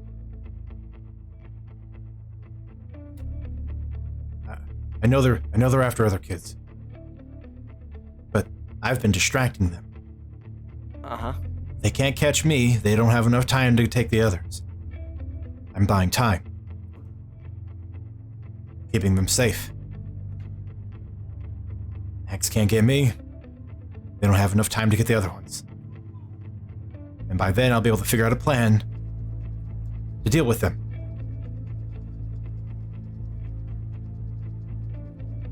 I know that you hid one of those freaky guys, strawmen, in one of those restaurants, right? We killed that one. It's not the only one. There are others. I know. Trapped inside rooms around the city. Almost had one of the hags. I thought I did. When I checked, he was gone. Walk through walls. Trying to figure out a way to keep them trapped. They're using magic. I'm sure you were able to put 2 to 2 together. I got a thing that's gonna help you out. It's an idea, and I asked a friend about it because I'm also trying to think about ways to fight them too. My friend here, he thinks that he can take them and drag them out of the dream. It sounds really crazy, and I don't really get it myself. But, I got something here that'll stop you from dreaming. If you can't dream, they can't get at you, right? I think that's a pretty safe, train of thought to go down. It's got a few side effects with it, like, dry mouth or whatever, but you look like you haven't slept in days, and that sucks. You want to get these other kids, safe? If you know where they are, we could get them somewhere that's really protected. There's some really strong people out there that are, keeping their eye on them. Patrice is there, Muriel's there, but that's all we found. Pops. Pops is the one who's looking for you. He's looking for all of them. That is the first time you get a reaction from him where his eyes actually focus on you. A long time ago, well, maybe not that long. Probably about 7 years ago, I was just like one of you kids. Not many people really gave too much of a care for me. And, sleeping in the slums, going from place to place, not wanting to be in one of the orphanages, wanting to have your own thing, try to make your own way here. Not really having that many people. Wanting to keep the people that are around you. I get it. Pops helped me out too. And he asked all of us to try and figure out something here, because he's working like high hell to get all of you safe. That was 2 days ago, and we're trying to work quick. But if you don't help us out, we can't help Pops out. We can't help you out. And here's the thing. I've been talking to you this entire time, right? I ain't some freaky thing wearing someone else's skin. I mean, look at the cut. You did nick me. And I don't know what's on that, and I don't want to know, because it made me trip. And I don't feel so good from that. If it's sewage, oh, I'm not gonna like that. So, what do you say? Can we talk? Can we talk without you, you know, potentially hurting someone? We don't want to hurt you. We just want to find these kids. And we want to help you out.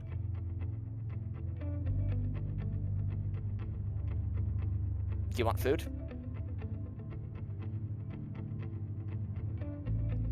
I'm going to ask for a persuasion check finally.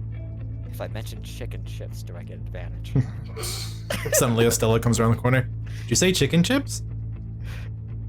Estella blows her charisma chip right now, and it's just like Hatner loves these.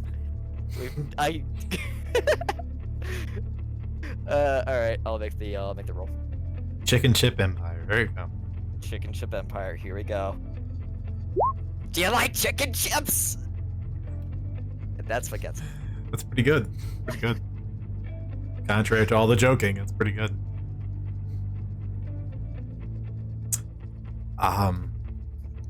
Through wild eyes that are streaked in red,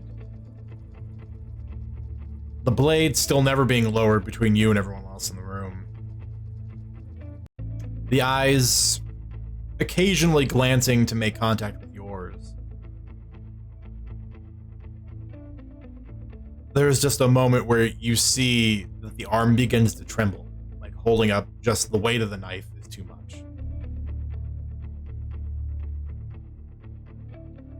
And eventually, he finally just relents. And his arms drop.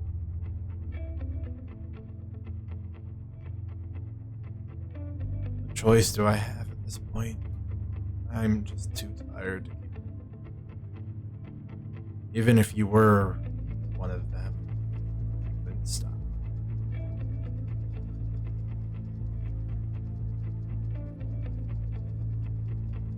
Do you know where any of the other kids are hiding? I know where a few are. I sent them to some places far away so they'd be harder to find. Wanted to make sure I keep leading tags away from them.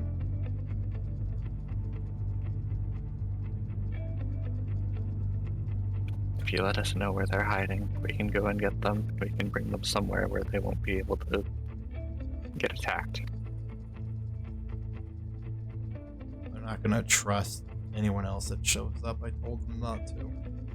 Especially after I found out the hags can look like other people. They're gonna need me. Or Pops. They won't trust anyone else.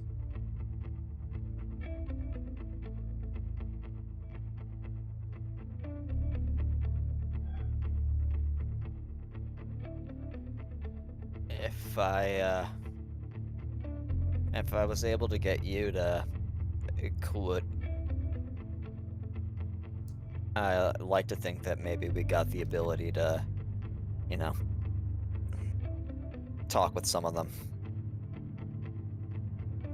And I meant it when I said I had something that could probably help you out. It's a potion, and I don't know if it'll work, but I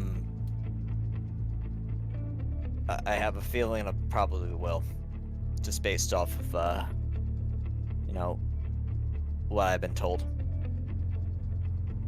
It'll stop your dreams for I think 2 whole days.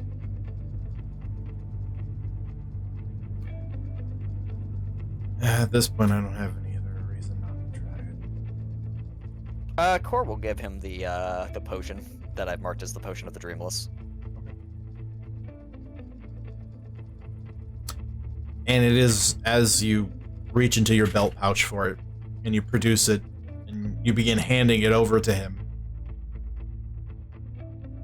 that there is a sudden and remarkable change that occurs so quickly, very few people are ready for it.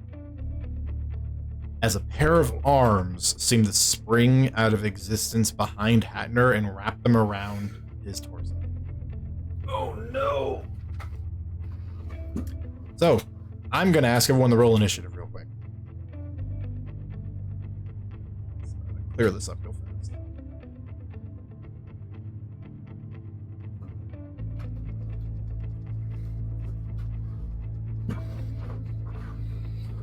That's not bad. I will. I think I'm good at below inspiration on this. I'm just in the. Oh shit! Sorry, not sorry. Yeah. Let me fix that to the 21 it's supposed to be. All right, there we go. We have a 15. Because Also apparently, going to, low inspiration. apparently I have a +8 modifier, and I still can't roll decently on initiative. I know how you feel, buddy. I have a character that's in the same boat as you, and I always roll low.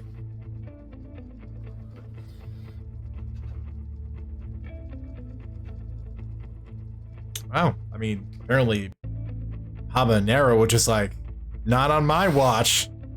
Yeah. Well, here's the thing. If we do enough damage to the arms, that'll be a dead hag. No, what if I just start grabbing the arm and it's like, no, come, where's the rest of you? Come on now. Just start pulling. What if you romance the arm? Please. Oh no. Just go all Peppy Le Pew. And then cancel. Campaign cancelled. Witch Wars. I'm imagining in my head the arm in the toilet in Majora's Mask.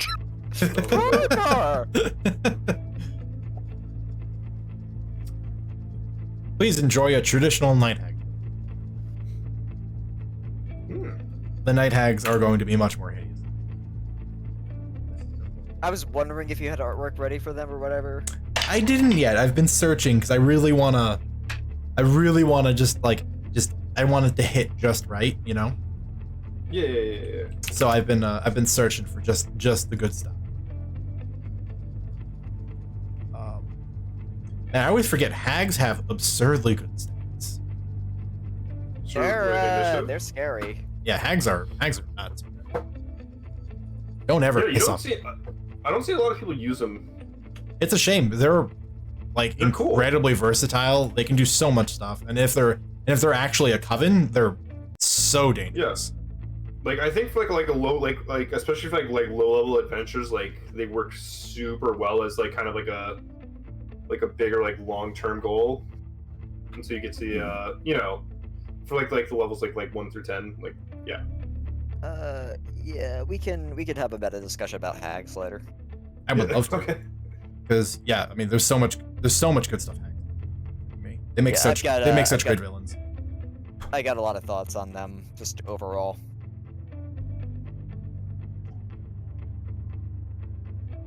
Anyway, it's good to see that I still won the initiative. Haha. That'll teach them. Okay. Well, so, top of the initiative, as this is just literally unfolding rapidly before your eyes, a pair of these dark-skinned, gnarled, partially burned arms emerge seemingly out of the wall behind Hatner, wrap around his waist, and begin pulling at him. just in that heartbeat of a moment, how do you react? Haba.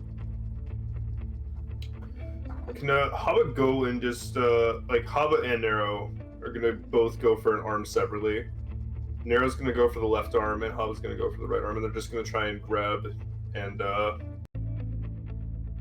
start pulling in the opposite direction. It's like, no, you're coming out here. Okay. Yeah, I forgot you boys always act on the same initiative. I always forget that. Yep. All right. In which case, give me those sweet athletics checks. All right. And Use Nero's. you can do. I'm about to say you could do separate ones, or you could have done one with help. But we're locked in now, boys. I'll do separate. Yeah. All right, Haba, show Derek. Oh no!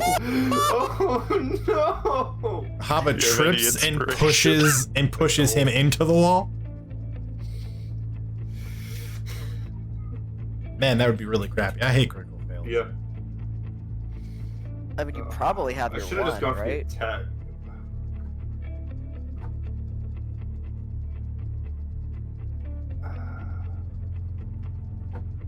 I don't think I do. I mean, you could always ask for your D100 roll right here, right now, and see how things get. That is a choice. Yeah, let's see. Let's go for the one on that as well. You know. Is that You guys literally can't handle more of those, but sure. Let's see if you can get another one. Well, 60's not great. What is going on through their collective minds in this exact moment when this happens? Because this heavily influences fate dice.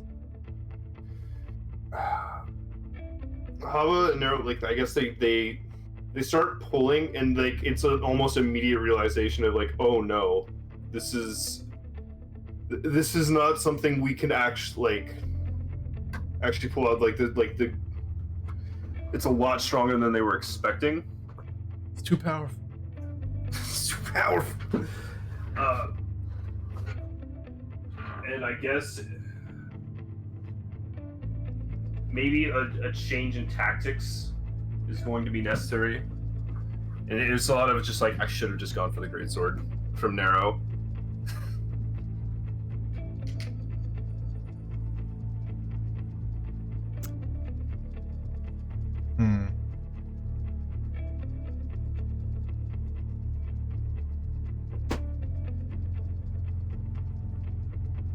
Oh, you know what? Here, I'm gonna roll D100 my own to see if Okay. what weird things shake out, how funky we're gonna get. I like to get funky. We're up all night to get funky. Which is to say, we got a little funky. We got a little funky. Ooh. So Haba and Nero move to either side, grab onto these arms that have just produced themselves from the wall in an attempt to yank not only Hatner free, but the creature hiding within that weird space in the wall.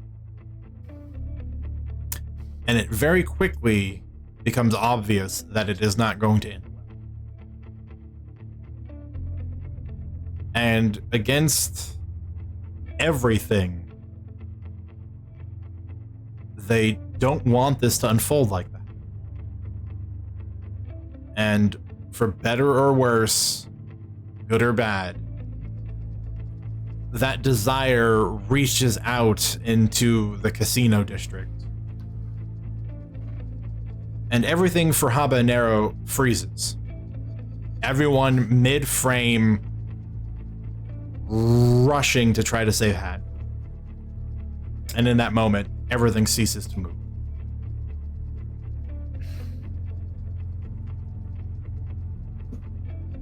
And sitting in the room, on one of the cots, you see before you a man with golden hair, very loose and messy, eyes like melted gold, fair skin, dressed in a suit of white, black, and gold, with one leg crossed over the other, leaning up against one of the pipes. It's just... Well,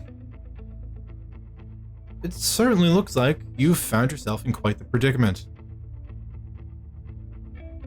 One might say, and has been a bit of a trend with you and your friends.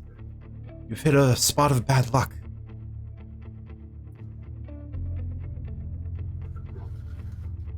Well, I'm here to see if you'd like to do something about that. Boys. Out of character, can we respond to this? Yeah. Okay. Imagine you were in a freeze frame where you could let go of the arms and walk around the room, and everything is just frozen in this weird pantomime. I have a lot of questions, but I don't think now's the time to have those. But yes, help, please. All right, well, I can help. I can simplify this a great deal. But, as with most things in this world, nothing comes for free. So, I typically keep this very simple. I'd like to think I'm pretty benevolent. I am to help you now. Turn your luck as you will. That you and your brother, and he smiles, will both owe me a favor in the future. And whatever that favor is, you have to do it.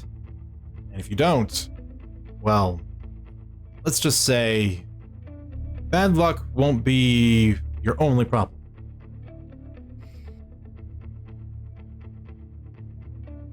They look at each other, and they kind of grimace at the idea of that, but then both simultaneously say, "Deal." Good boys. All right. Remember our deal. Who are you? Pardon me. By the way, I guess. He stands up, steps forward, offers an outstretched hand. You may call me the Philanderer of Fates, or simply Tyrek, one of the twins. Oh, we know you. Well, Our dad used to tell stories about you. I'm glad my reputation precedes me.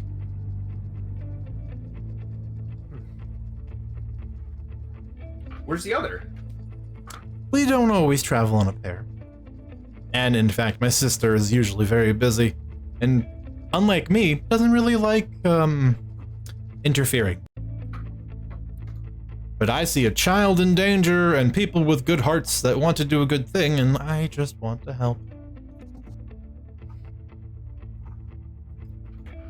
I feel like this is really going to come back to bite us in the ass. Later. No such thing.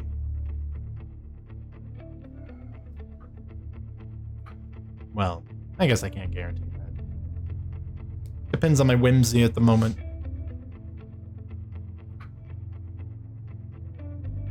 But the point of deals like this that are so dangerously open-ended, which is part of the fun, and the risk of it all, is that, well, I guess you don't know what I'm going to ask you to do.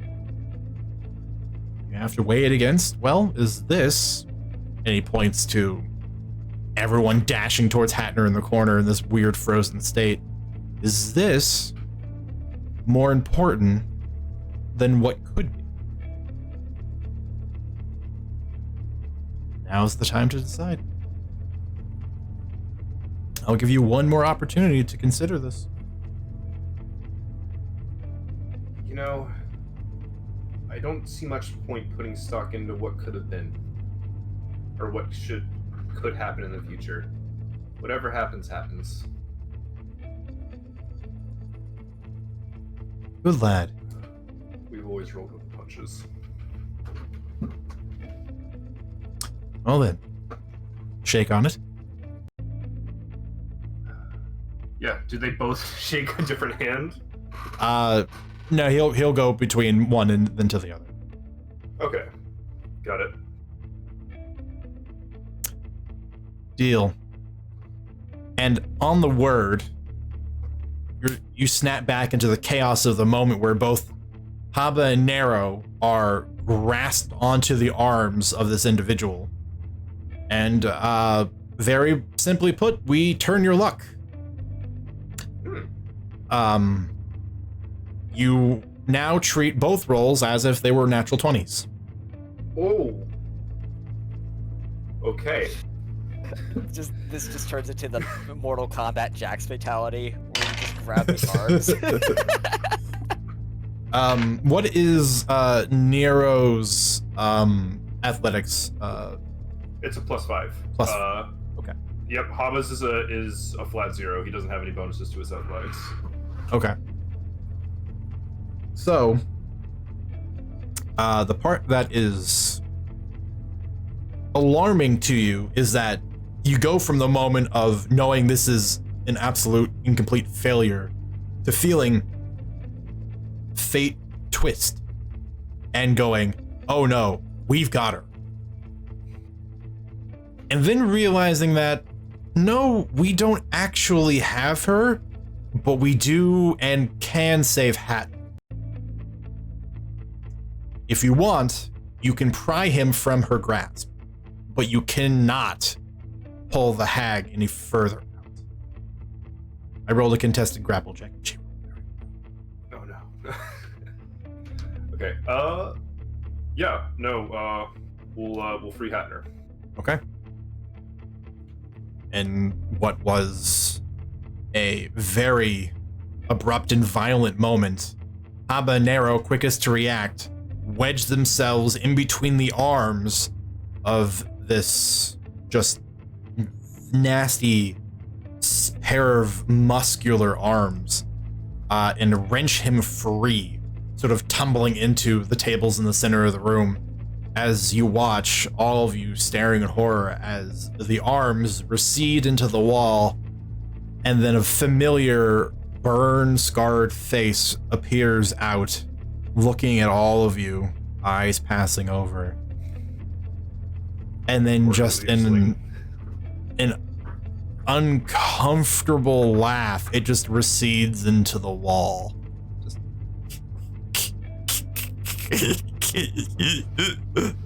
And just melts into the wall.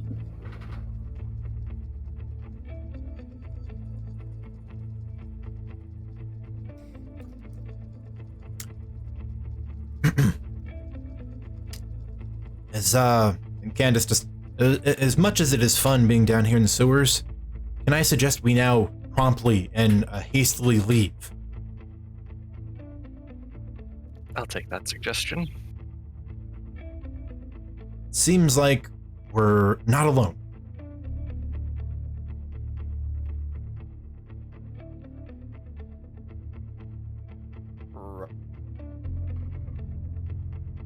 How is Hatter looking? Panicked? But also a little pale? Not well is the best way to sum it.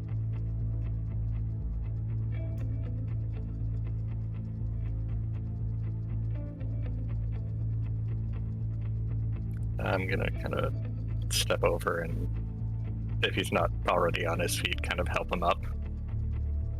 He was not. And helping him up, you're lifting a lot of his weight for him too. He's pretty shaken.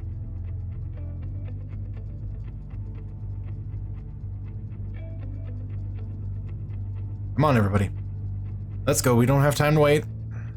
This isn't gonna get any better.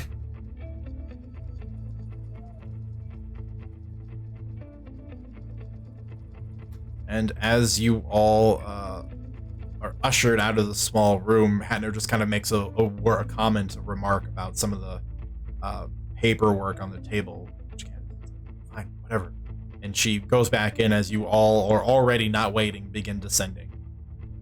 And as you make your way back towards the surface, we'll take our first break there. We'll come back at around 30 past. Okay. Oh boy. Oh boy. Oh, can't wait to see what that favor is. Who knows? You might It's gonna not. come like You could be like level 15 by the time you hear about it. Yeah. Who knows? it's like So I 15. need you to kill this god for me. It's really not a big deal, but he's a problem right now. You promised. Yep. Yeah, you kind of have to. I mean, I guess you don't, but I really recommend that you do.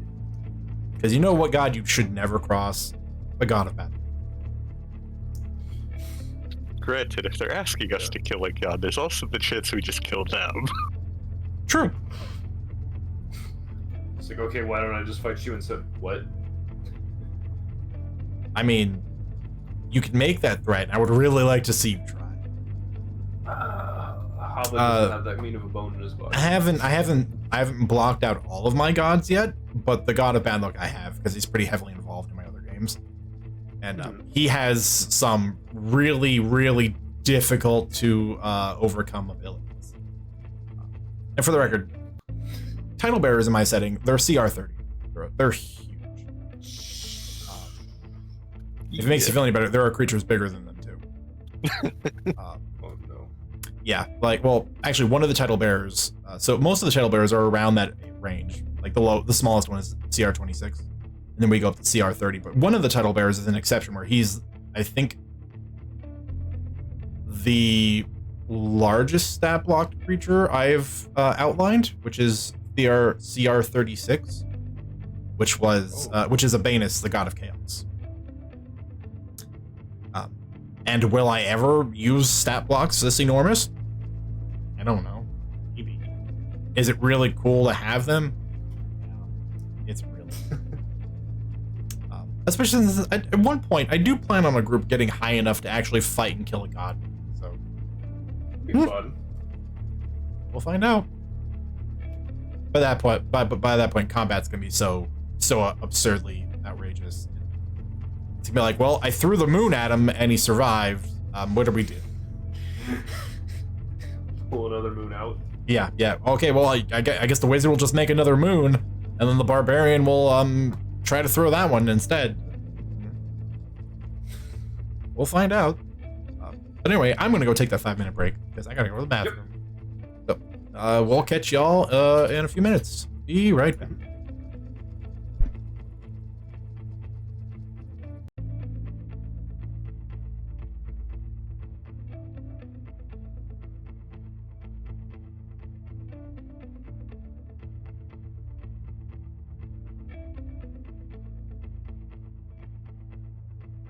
I want to know what he rolled on that D100 for that result.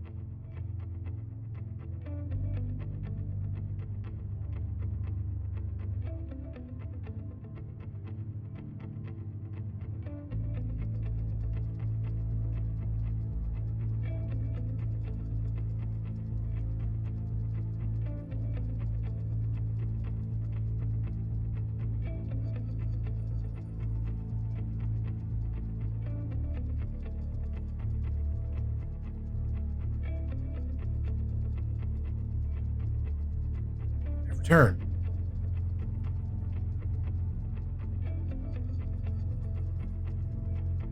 Welcome back.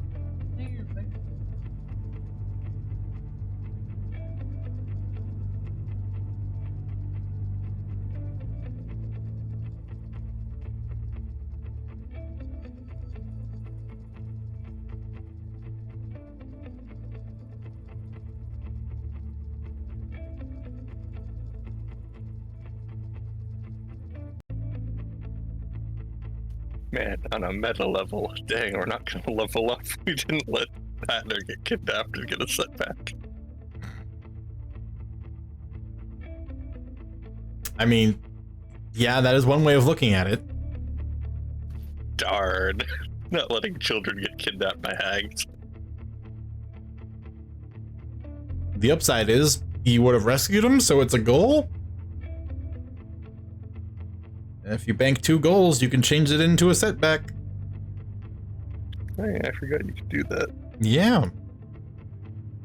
Yeah, if you couldn't, the system would not be anywhere near as good. That's a good point.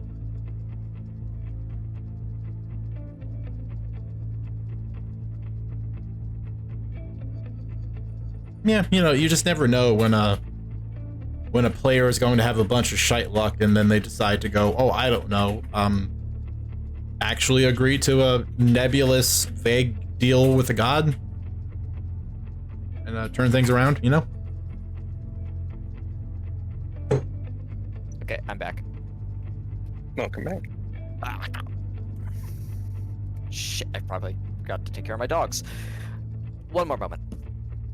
Sorry about that. Not welcome back. Oh no. Oh, I guess I'll be going then.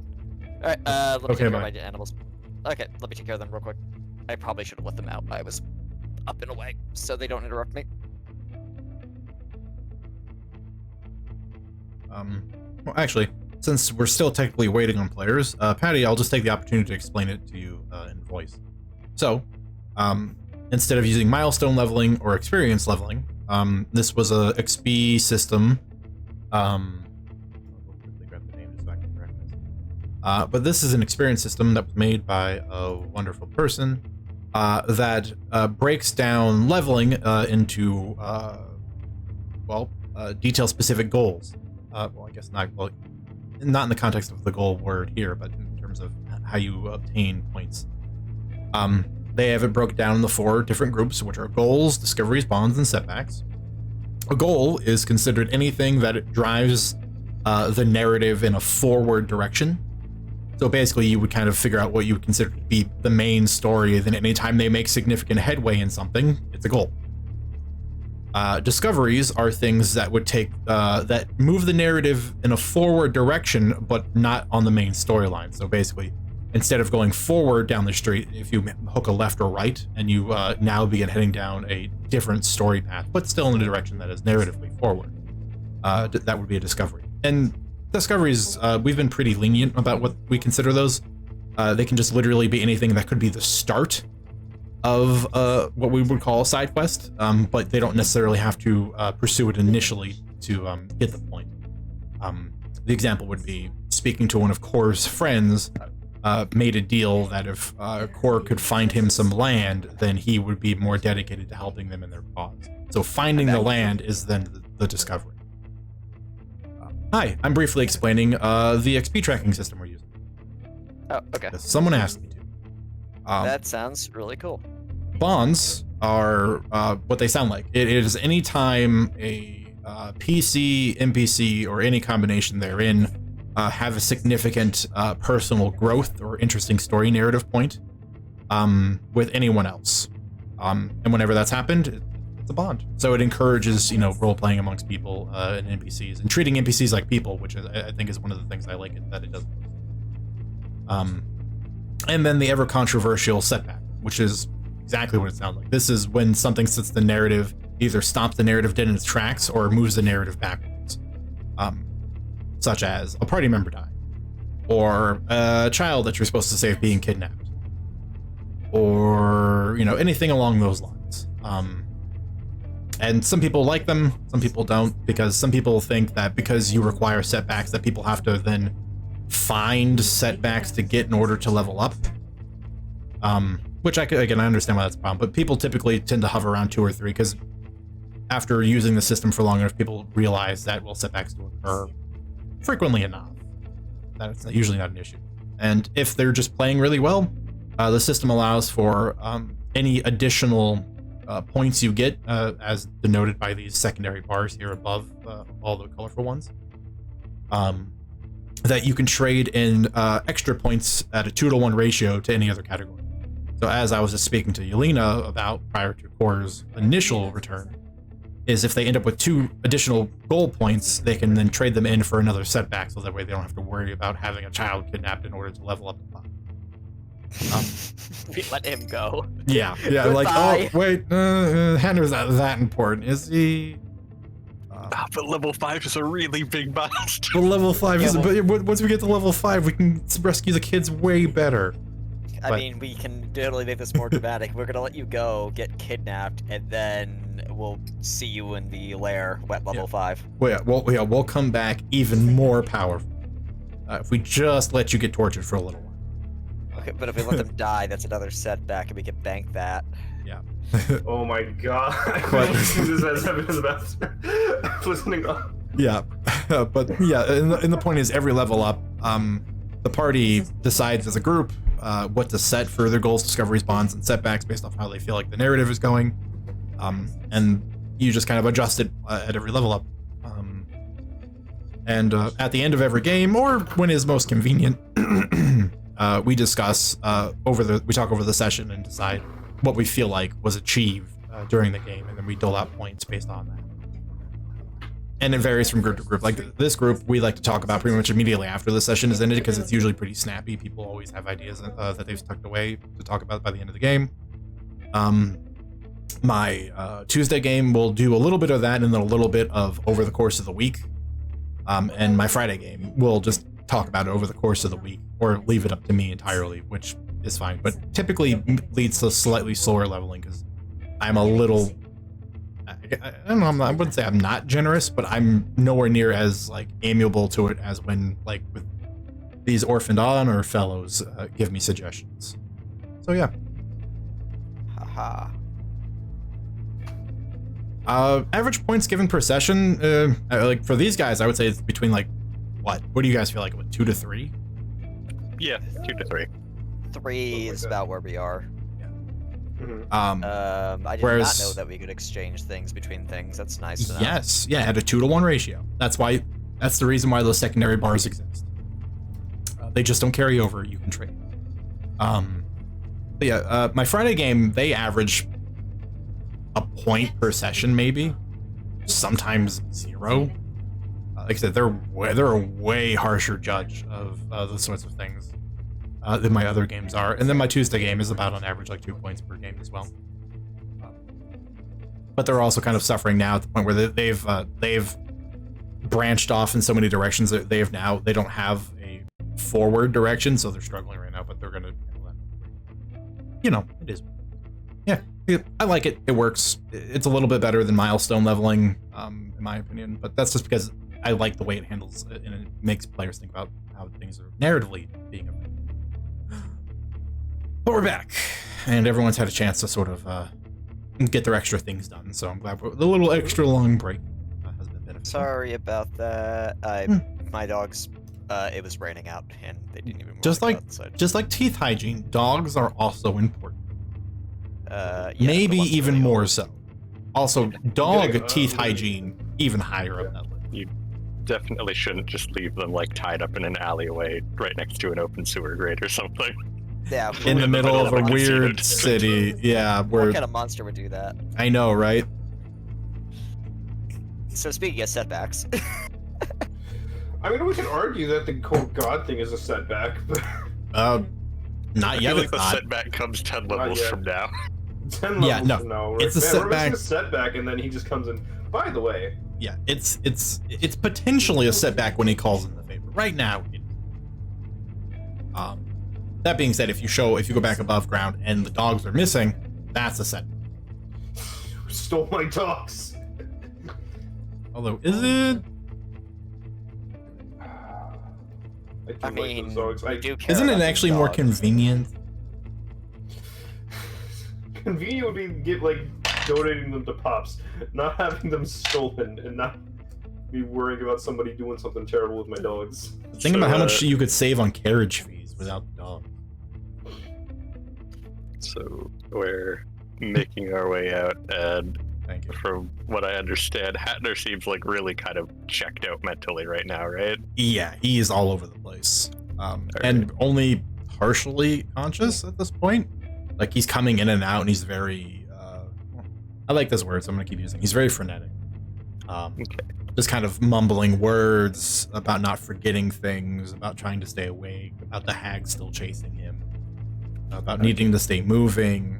Eventually, by the time you guys resurface, and your dogs are still there, Candace will pull up the rear about 10 seconds later with a satchel just stuffed full of papers. As we were kind of like making our way out initially, Yelena would put a hand on his shoulder and just say, "We need you to focus. They can't get you. We've got this." And it's a bit of a weird use, but I'm going to cast Enhance Ability Wisdom Okay. just to help him focus a little bit more. Yeah. Okay. Who doesn't love some Owl's wisdom? Gonna do what Core was gonna do before we were so rudely interrupted by a Nightmare on Elm Street homage, and pass that potion to Patner, Mm-hmm. and tell him, drink it won't make him go to sleep, but it'll stop him from dreaming if he happens to doze off. So Core will just say, so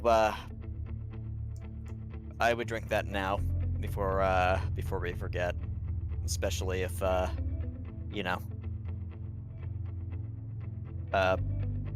tall, dark, and gruesome is after us.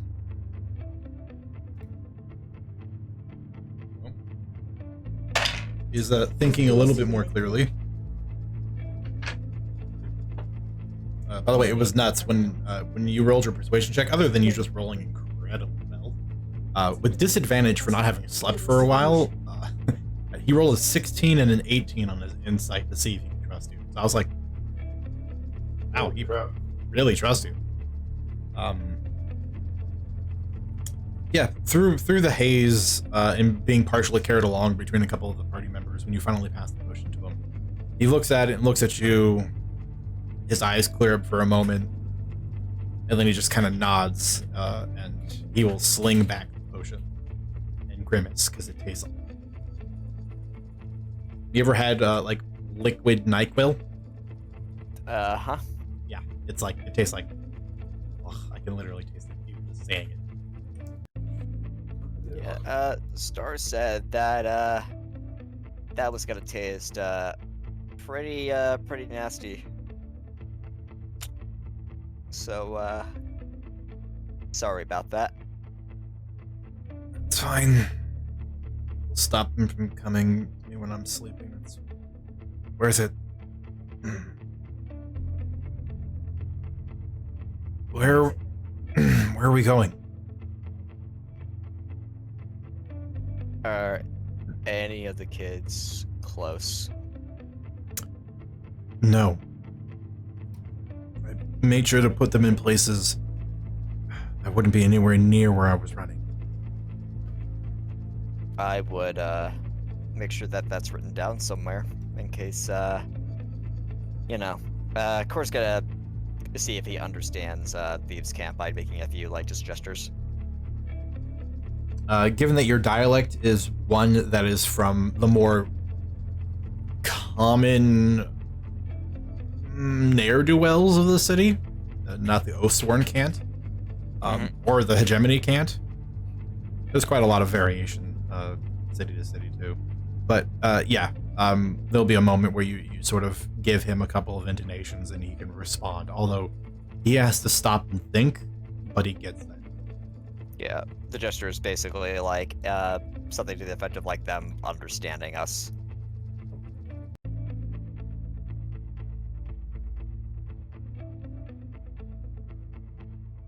Then the next bet is to get you back. I'm gonna ask again. Where are we going? An orphanage in the 2nd district. Cora's gonna get the actual name. Where is it? I have this somewhere.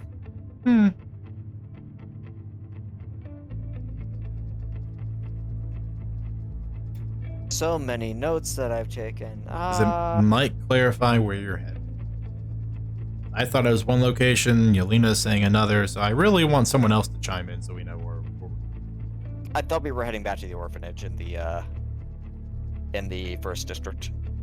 Yeah. Was it? Oh, sorry, 1st district, not 2nd. Yeah. My I was about to bad. say, I can give you the have name orphanages. I can give you the name again if you can find it. Starts with an F. parents. Did you really just say dead parents when trying to look up the name of an orphanage? Like that was the only other common thing you could find in relation? My notes are the parents are dead. Yep, that's what Lord orphans of the have. Father, big abandoned restaurant, the adjuvants. Close. Star Anna from Fire Emblem, Quill, Grumpy Enchanter. Yeah, I think I need the name of it again. Fate's Edge. Okay, yeah, I have that nowhere written. Cool. The Alright. Fate's Edge orphanage in the 1st district, because Yelena remembers the numbers of these districts. I don't. Okay.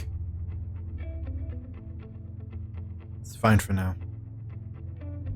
Where's Patty and Muriel? They're there. Alright. Get me there. And when we're there, I can write down some notes on the locations for some of the kids. Gonna In case try they end to- up in case they end up taking me between now and finding them. Let's focus on getting out of the sewer first. Yeah, you're out of the sewer. Are the dogs around? You're in the alleyway and the dogs are present. Although funnily enough, they both have beads around their neck. Why are the beads around their necks? Are they just like those like cheap plastic, like, Yep. hey, look, beads? Yeah, they're absolutely Mardi Gras. Yes. Okay. So some jerk person probably just came into the alleyway to throw up and saw dogs like, oh yeah. Dogs, sweet, have some beads. Yep.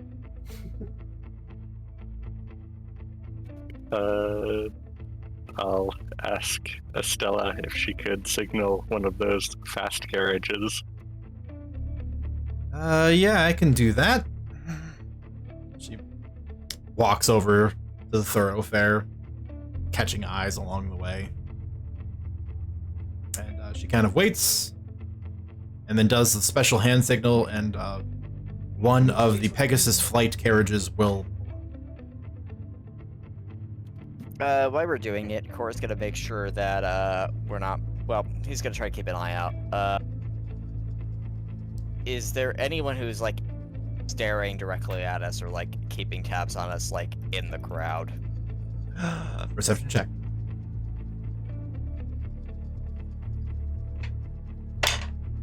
$16 is pretty good for him.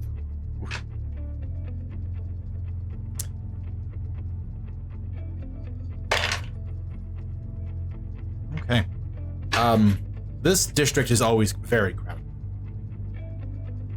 There is not a lack of individuals, let alone the occasional person that's looking in your direction, if only because, well, you're you're a relatively unusual looking group, but you also have two individuals with you that are very attractive.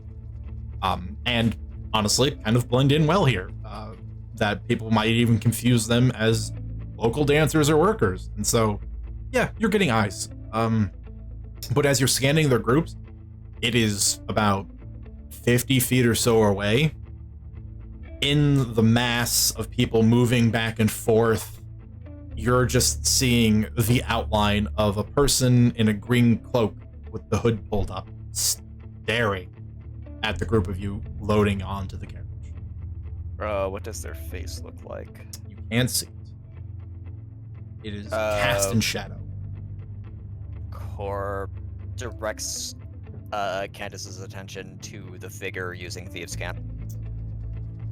Very, very brief and very, very to the point. Giving a direction and a distance and a color.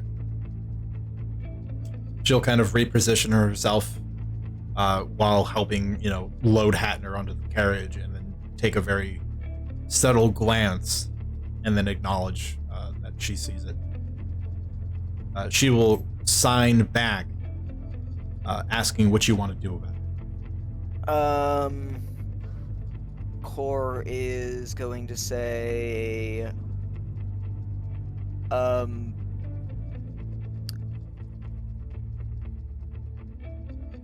observe, too messy to fight. She'll give you a confirmation.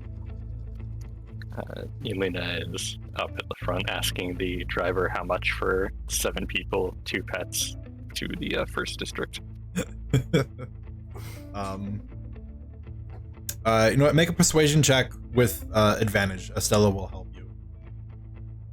We'll see how long and far this wacky narrative Estella's created with this I'll carriage blow company's inspiration, gone. just so that Oof. I actually go through them this session.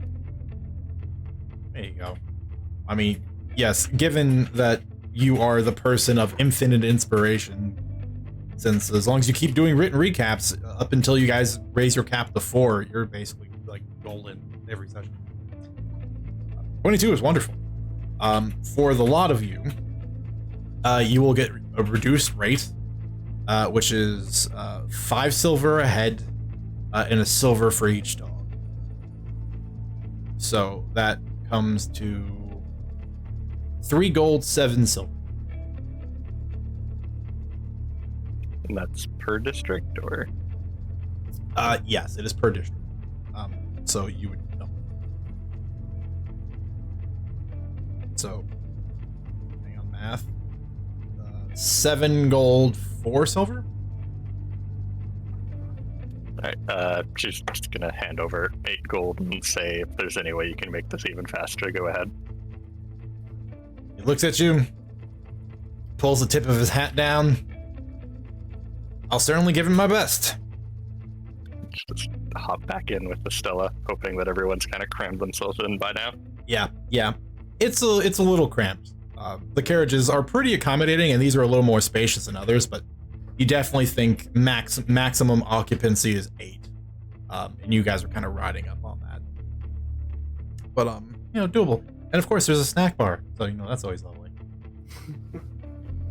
Stella's again stocking back up on snacks before departing eventually. Yelena will take a moment. I assume there's probably, water among the snack bar or something. Mm-hmm. Yep. Just making sure Hatner drinks some actual water and not just coffee for the last, week. Coffee and some mysterious elixir that a halfling has thrown his way.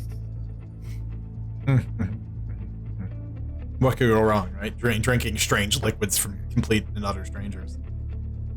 Do you trust the weird halfling, or do you go with the weird woman that's offering you candies?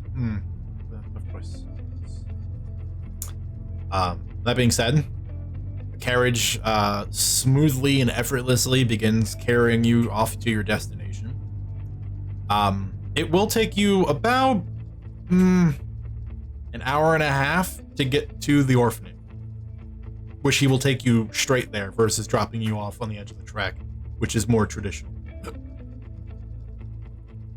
So it'll save you about a half hour's total time, from a little bit of the time he gained on the track itself to walking time from the main street. Drop you off outside. While inside, Core makes mention of, what he saw, and says, we got a green cloak. Candace will nod to affirm your statement. Yeah, I saw him too. He's kind of eyeballing us.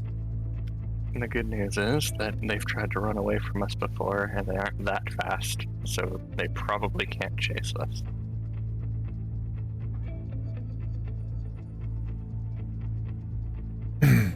Do we assume they know where you are heading?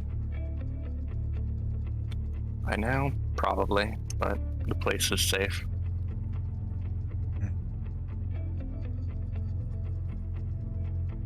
They're extremely capable. That's what I keep hearing.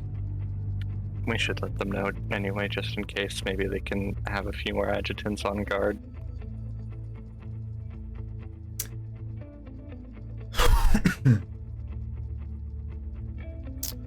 Hatner, after initially settling in and being insisted upon by Yelena to drink some water, after about 5-10 minutes of the very gentle lulling of the carriage ride, he just passes out. Completely and utterly, to the point that he almost partially ragdolls when there's occasionally a turn. It's just a moment where just like the head is slump. And he's out like a light. I'm just gonna keep a careful watch on him, see if there's any just mood changes while he's sleeping. No hands.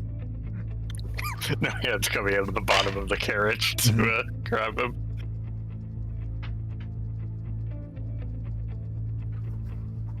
All right. Over the course of the ride, he doesn't really have any shifts or noticeable changes in his demeanor, other than just blackout heavy sleep.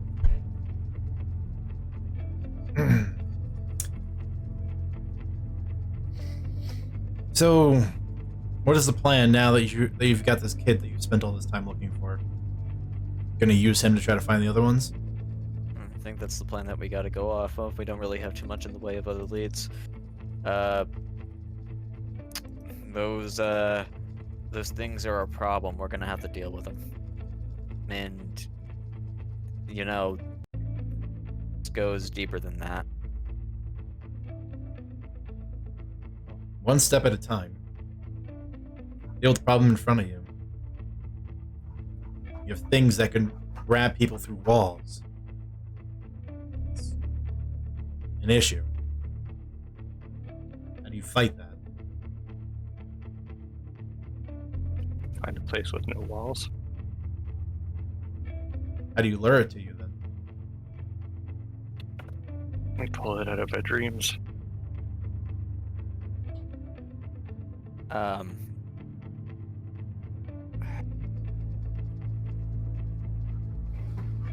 I remember that there's an incantation that Claire used to make use of. It was supposed to ward against evil. Kind of like those wards of the Father. I get a feeling that something like that would probably help right about now.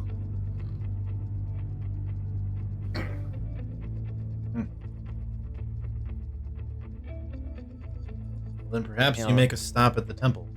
You're going to be in the first district anyway.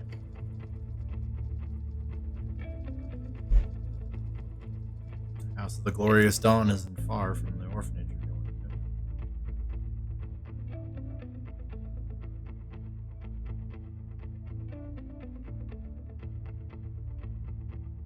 The way I was thinking about dealing with them is just if you lay good enough bait for something like this, they'll probably gleefully eat it up. But the problem is they're not dead within the first 6 seconds. It's gonna get messy. That's just how those things are. If you're not quick, then there's gonna be a fight and someone's probably gonna get hurt.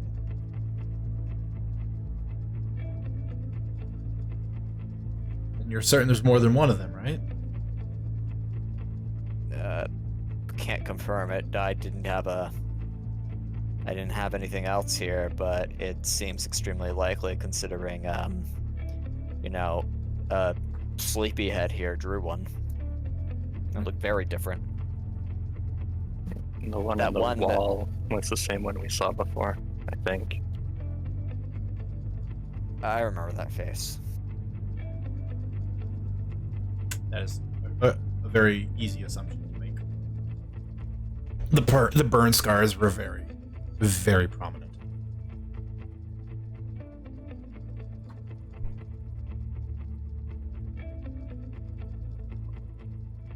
There's more than one of them, then setting bait for one is only as effective as distracting the second one.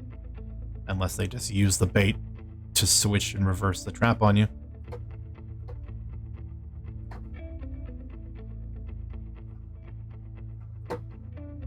Well, regardless, I think you've got a little bit of time to try to figure out how you're going to handle them. I think the focus should stay on finding the kids first. Avoiding confrontation with them if that can be helped. They're treating this like a game.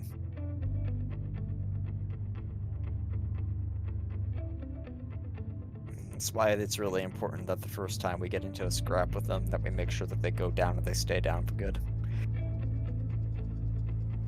If they keep underestimating us, then we got a chance of making this as painless as teeth pulling can be.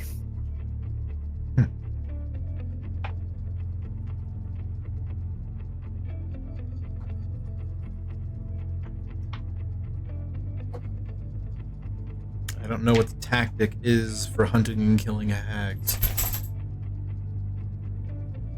Man, the only weird things I've ever dealt with was that clown. The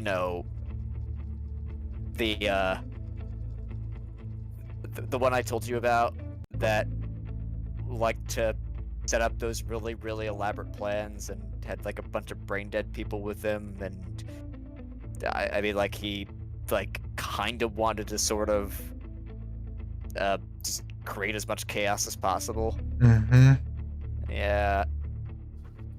I don't know if that experience really applies here. These people seem like way more competent than that guy.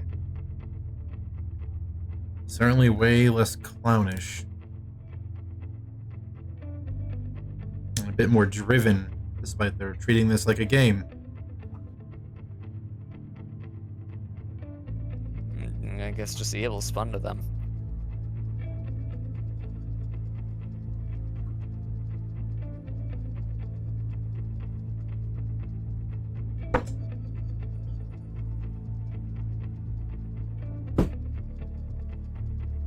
I mean, if it means sticking a couple of ugly witches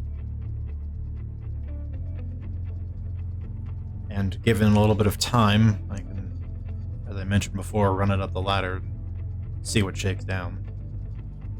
If we can get any more help if you need it. Do you think something like this would work? Core shows the holy water. Well, I'm gonna test Candace's arcane knowledge and see if she can help you with that. No, that's not bad.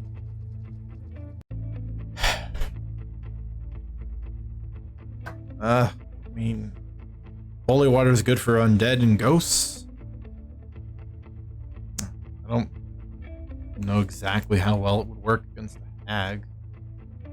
Despite what they might look like, they're still more or less humans. Humanoid, I suppose. Human is far too generous of a term. If this doesn't work against a dream monster that's coming through walls, I mean, then I gotta really, really think on that.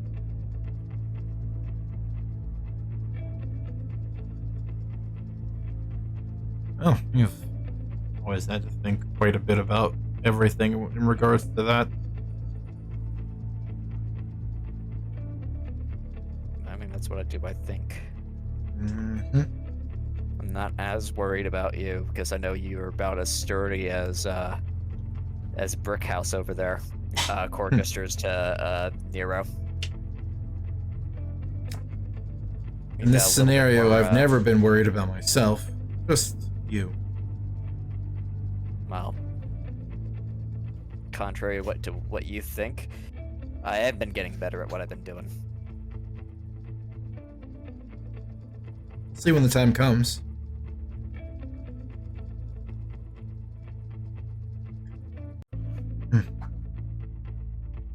Core just narrows his eyes.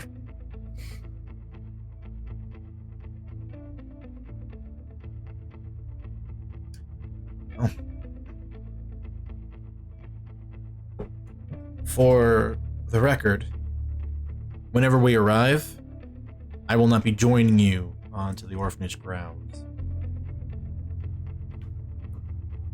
There is some bad blood between the Red Cloaks and the Oathsworn. We've been ordered to steer clear.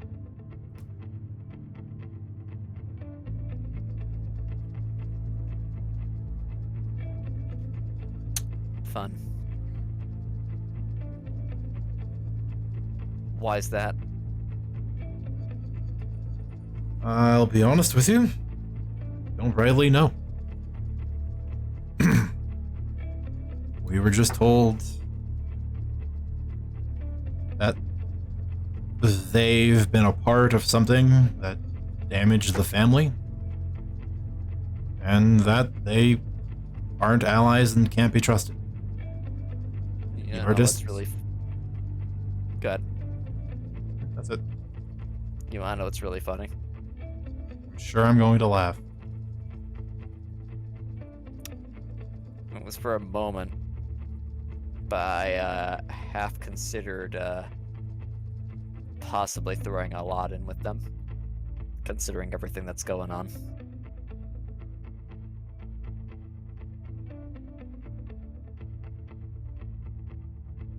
Why, was their sales pitch better than ours?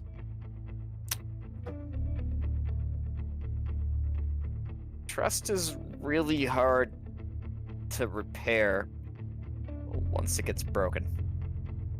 And it ain't nothing against you. And I don't even know if I want to do that. Because at least there's a few of them that rub me the wrong way, and I really don't like that. You're never going to get along with everybody. No, I'm not. Not that I'm encouraging it.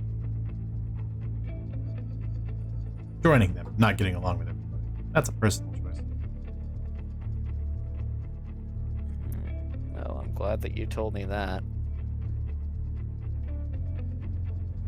Would Not be, everybody can be really- as bubbly and happy as Stella over there. Stella smiles broadly, eats another chicken chip.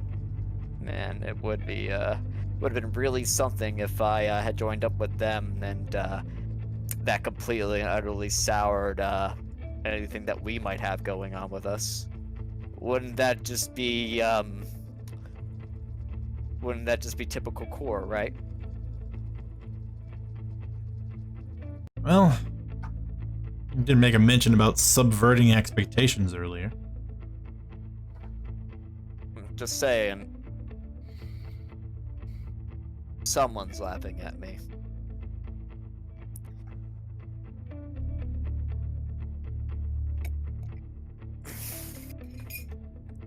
And somewhere in the distance, on the streets, you do just hear someone laughing that fades in and out as you pass by them on the road. Unusually punctual and pointed. Just the Nelson laugh.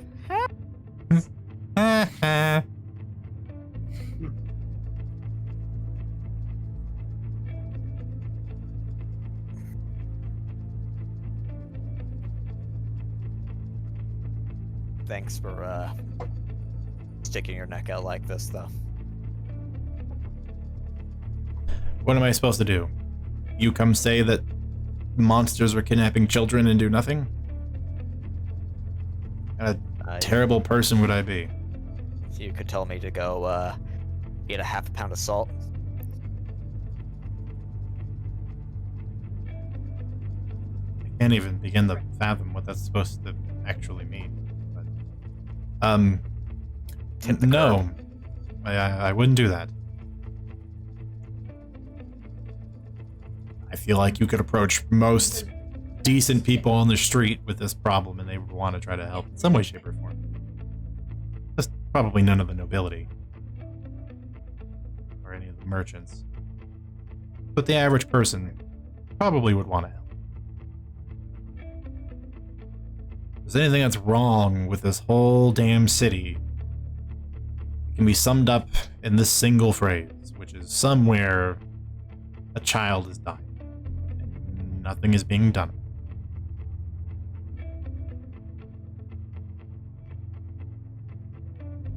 So if I can fix that... And she just sort of looks out the window at the city passing by. Then you can damn well bet I'm going to try.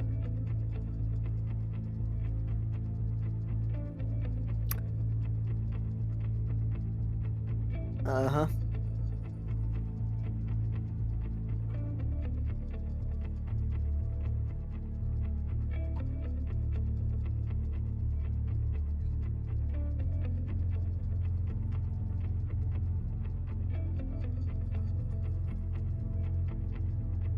Any other points of conversation you'd like to touch upon prior to fast travel arrival? I don't have anything to talk about. Can't think of anything. Mm-hmm.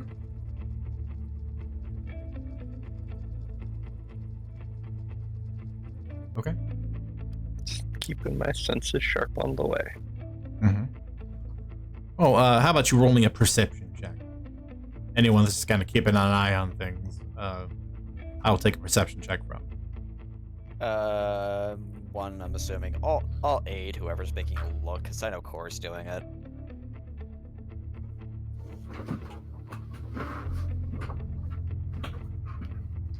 Right, well, you're helping Yelena.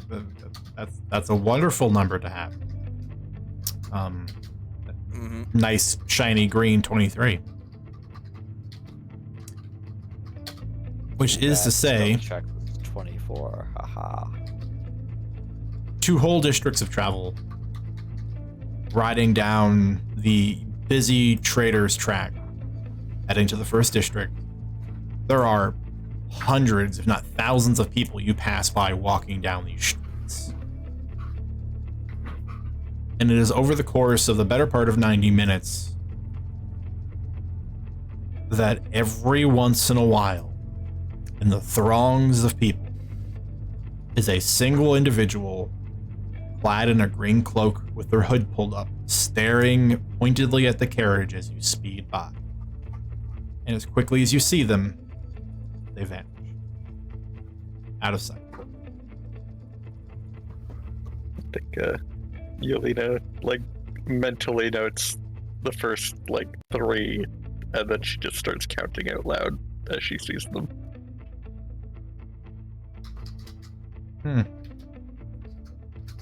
Well, you gave me my formula, so Yelena, roll me a d8. 4. You see 7 in total. This is actually really funny, because Cora is going to put his bet on 7. Lucky number 7.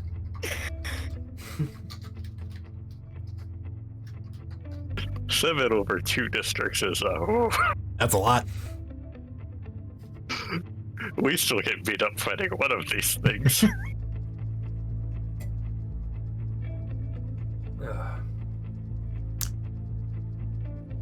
So you arrive at the Fate's Edge orphanage, where the carriage driver will open the door and offer a hand and politely help escort all of you down.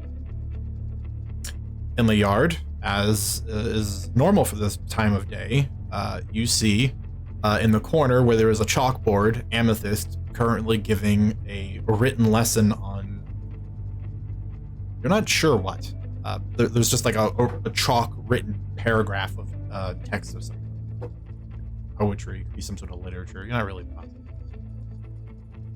But again, you see the same age group of the 10 and up group that she's instructing on. As Nero, normal. can you carry him? So, like, motions to Hatner.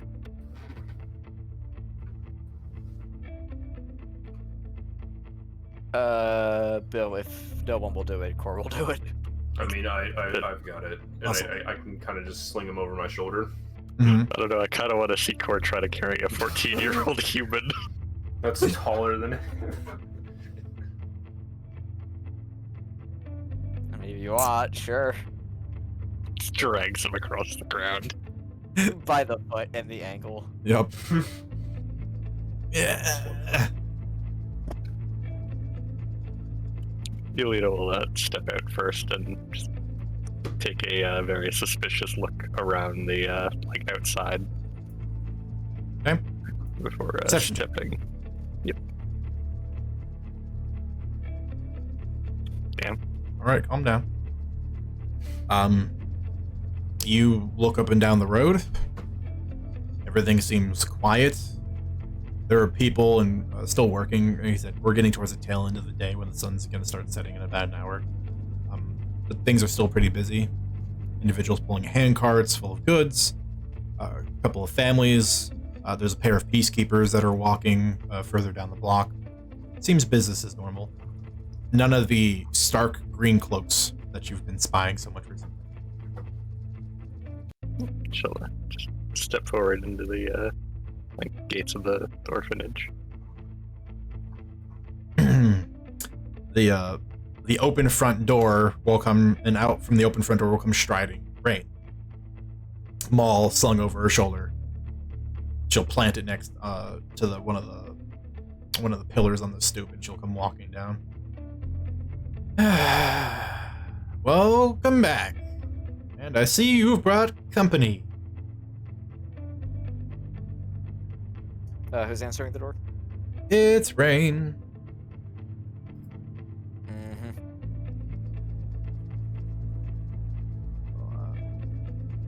And we found Hatner. All right. Well, tall, dark, and pale. How about you bring him inside, and we can set him down somewhere? Yeah. Yeah. Great. All right, follow me.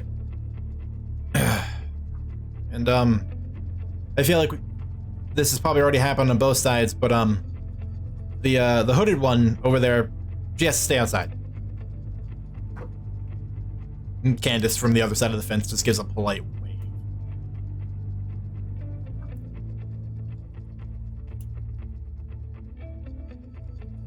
Mm-hmm. You're led into the orphanage. You hook a left down the first hallway, and she brings you to a room that has a singular bed in it, and it looks just like a single person room, which you'd expect for just like like a tenement you would rent. Just a very casual single bed, desk in the one corner, wardrobe in the other. Very livable. And she just points to the bed. Set him down there. Let the kid sleep. Place is warded up the wazoo, so he doesn't have to worry about anything while he's here. Now's a really good time to mention that we are absolutely being followed. Like, right now? Being followed? Uh-huh. I counted Okay. 7 straw men on the carriage ride over here. If you count the Okay. one that we saw, that makes 8. And on top of that, Old Ugly herself has shown her face. So that makes 9. Tried to grab Hatner through a wall while we were talking to him. Well, I'm no expert, but what I've been informed, and the person that has informed me is an expert, none of that shenanigans is possible here. And the only way they're going to get inside the building is by charging through their front door, which requires them to go through me. So, he's safe here. He'll be fine. And if necessary, I can also call a couple of other people to stay with us for the time being. Granted, I don't think that's really necessary because I think Amethyst and I are more than capable of handling it. But I'll run it. I'll send the report and we'll see what happens. Thank you. Mm-hmm.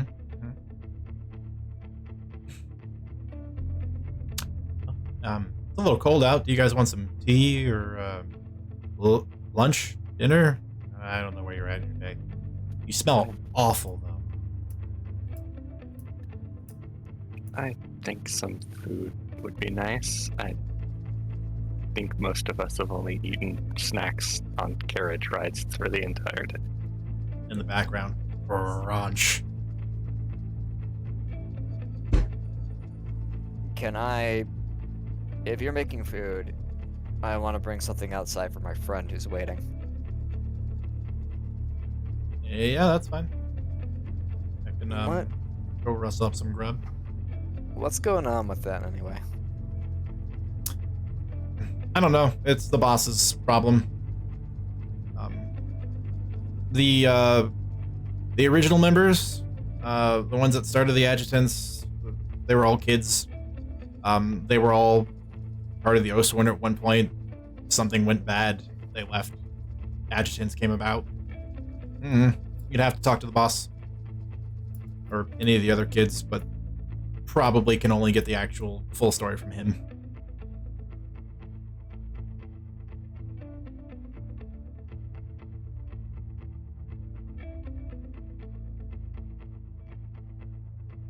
Alright.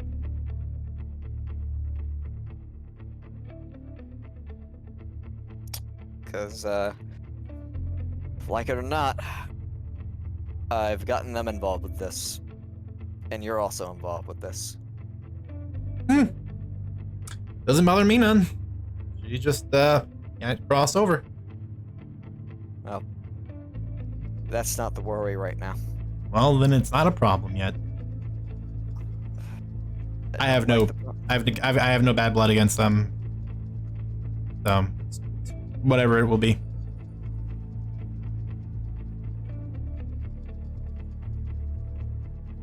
Alright, how do y'all feel about stew? Stew good? Rabbit? Well, there's no vegetarians here, are there?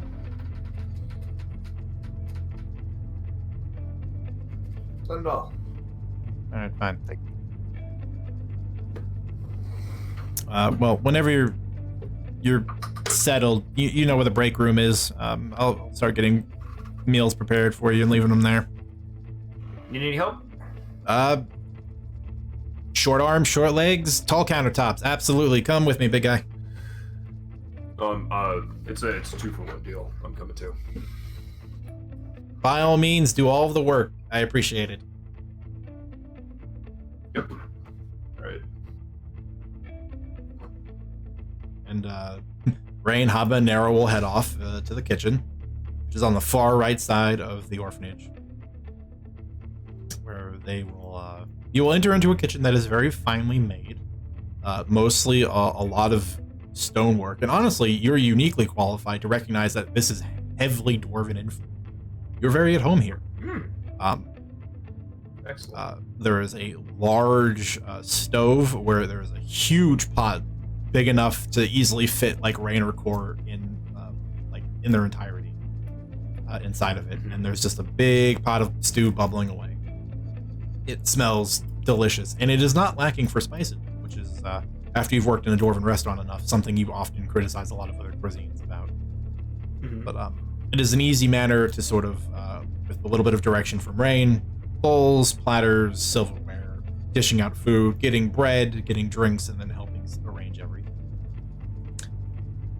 Meanwhile, Excellent.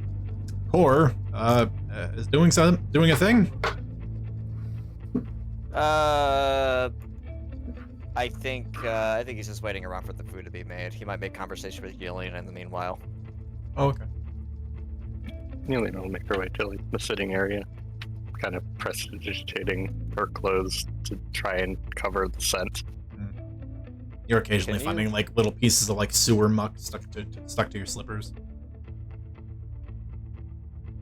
Can you help me with that too? I, contrary to what people might think, don't like smelling like the bottom side of an ogre's ass. I'm not going to question why you know what that smells like. And she'll just cast it on him a few times. He just says we have a lot of unfortunate experiences sometimes. You are very low to the ground. Sure am.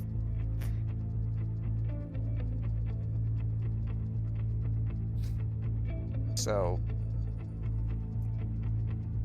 you and Queen, you were talking about something a ride ago, right? Which part? I don't know. I was half paying attention at the time. But it sounded like you two were getting along about something. She's pretty enjoyable company. Not the kind of person that I usually spend a lot of time with. She's very bubbly, I think is the word. I like her. She's also standing right there. Oh yeah, she is. It's hard when the player's not there. Yeah, it's also hard when I don't have the proper energy to display Sam's character, who is so intrinsically different from me. Sure. Well, Core just asked about that, and well, I guess I was like, yeah, no. Yeah, she's good people. Mhm. I think you are all pretty great people. Oh, Look, and I just want to say it.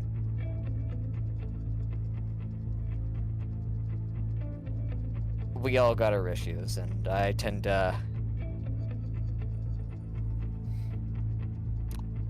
They're coming out now, and I don't like it.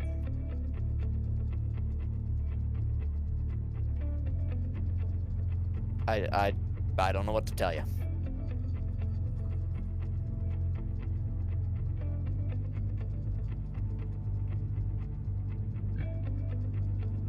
I told you I'd think about things here. You did. Mm-hmm.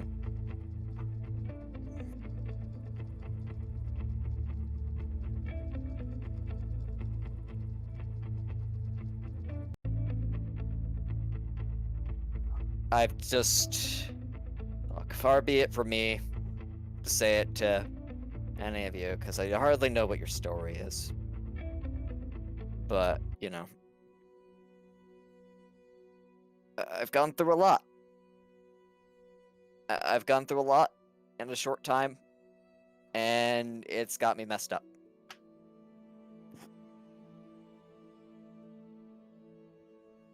Maybe I haven't treated some of the people who have tried to be supportive of me exactly the best way.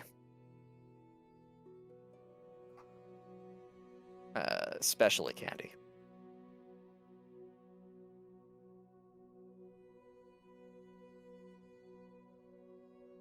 You don't grow as a person by being comfortable. I didn't hear you. You don't grow as a person by being comfortable. It's just a matter of whether you handle the discomfort well enough to still have anybody left when you're finished.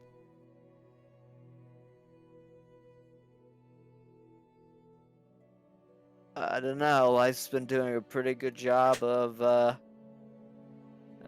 finishing off people left and right.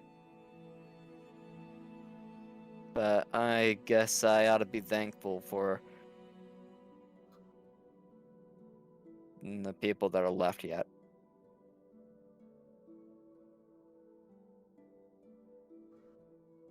Look, I'll be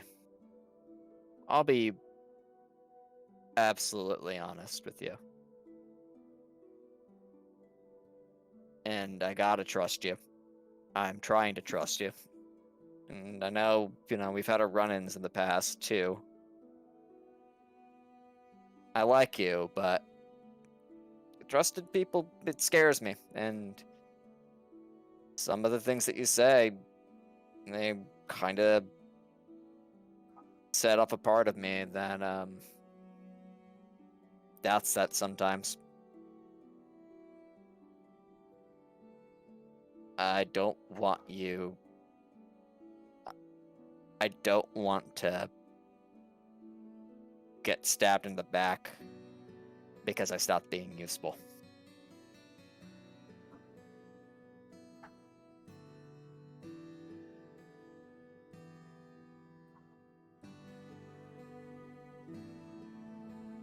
The people who have supported me the most, they ain't around anymore. And at least one of those people who I thought I could really trust, well, I don't know what happened with them.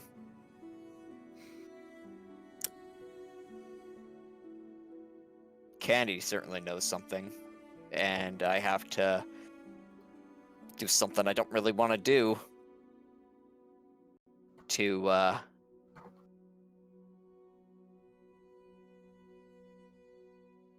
find out that.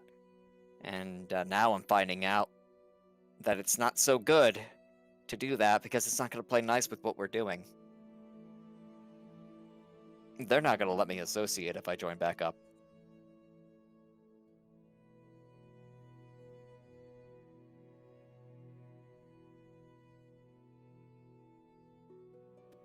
It's a tough decision. You're going to have to figure out just how important knowing the truth is to you.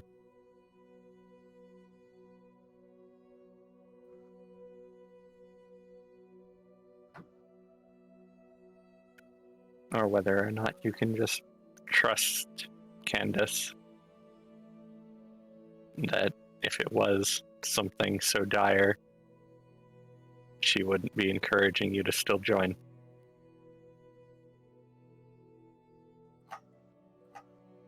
I don't know what I want.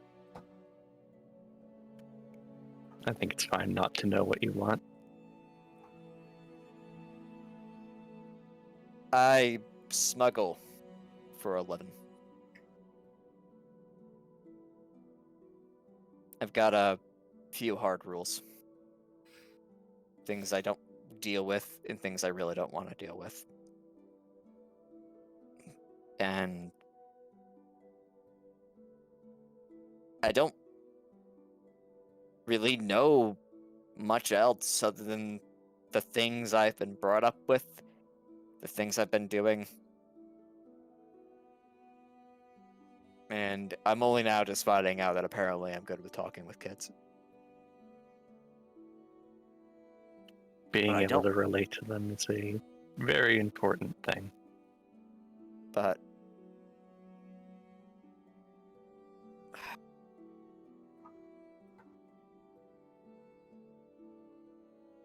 I don't know if I want to pull this crap where we're just going about taking and all this other stuff, because even though they're helping people, not helping enough people. And maybe that's just the cruel, hard truth of it, that no matter what you do, no matter how good you're doing, there's always going to be someone out there that's left in the cold that gets the short stick of it, and they're going to be just angry and messed up from it.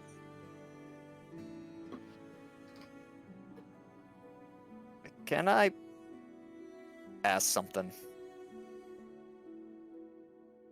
What is it?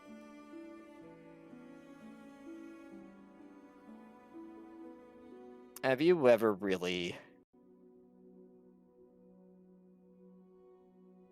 wanted to get back at someone so bad that it Yes. just...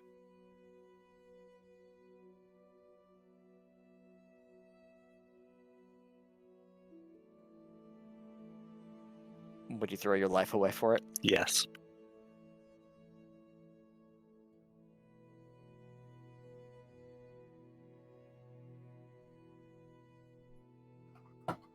Cora like looks you in the eyes when you like say this firmly. She doesn't even blink.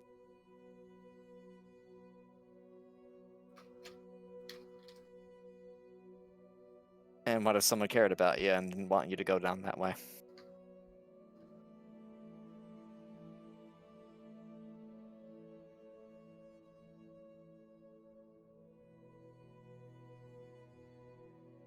Would that change anything? I'd have to think about it if it got to that point. You really got no one like that?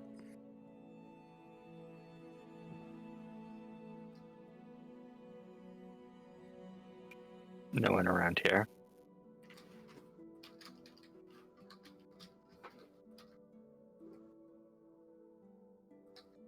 You really don't like the F word, do you?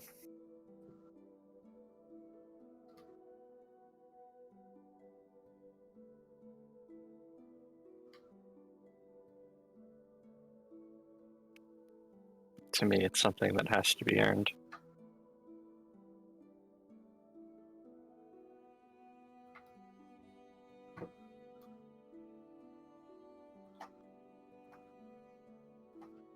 Well...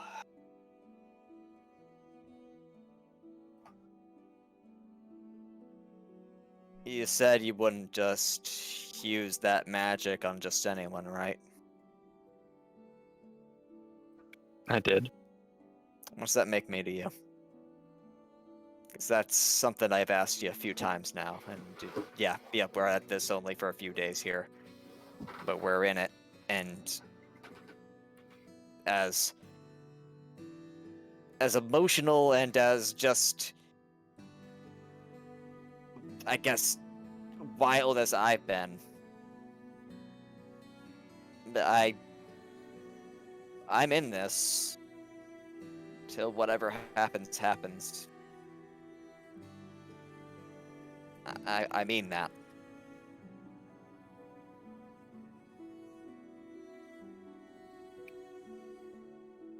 I like you, Cor. You're brash and angry, and you have a host of other issues. But despite everything, you're still trying to help people, to be a good person.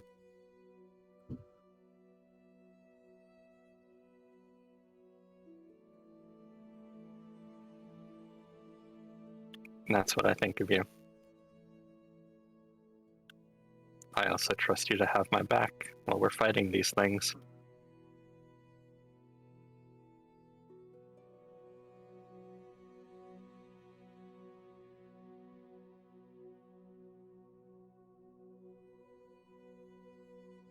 Alright, well, if you're not going to use any hard terminology, then at least, promise me this. Don't leave me for dead. I don't plan on it. Alright, and I'll do the same for you. And I guess that goes for you too, Queen.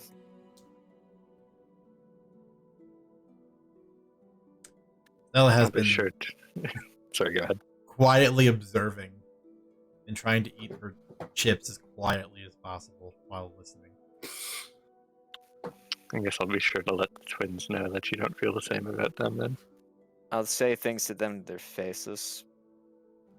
I know them better than either of you two. Promptly on time, the door gets booted open. And come marching in first is Rain with a tray full of teapot with cups. And behind them are the twins carrying several plates expertly over their arms, enough to feed everybody. But first things first, this bowl is going outside.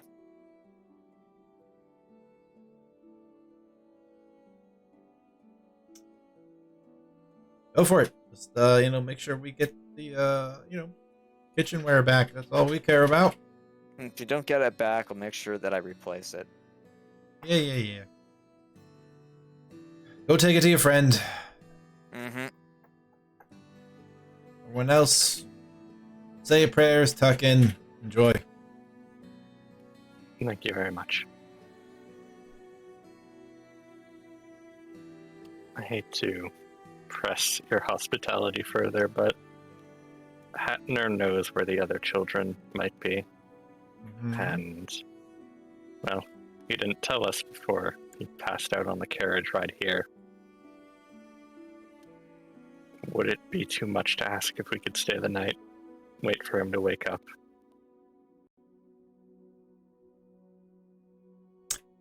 Well, we've let you come and go so far. We trust you enough. We've got some space.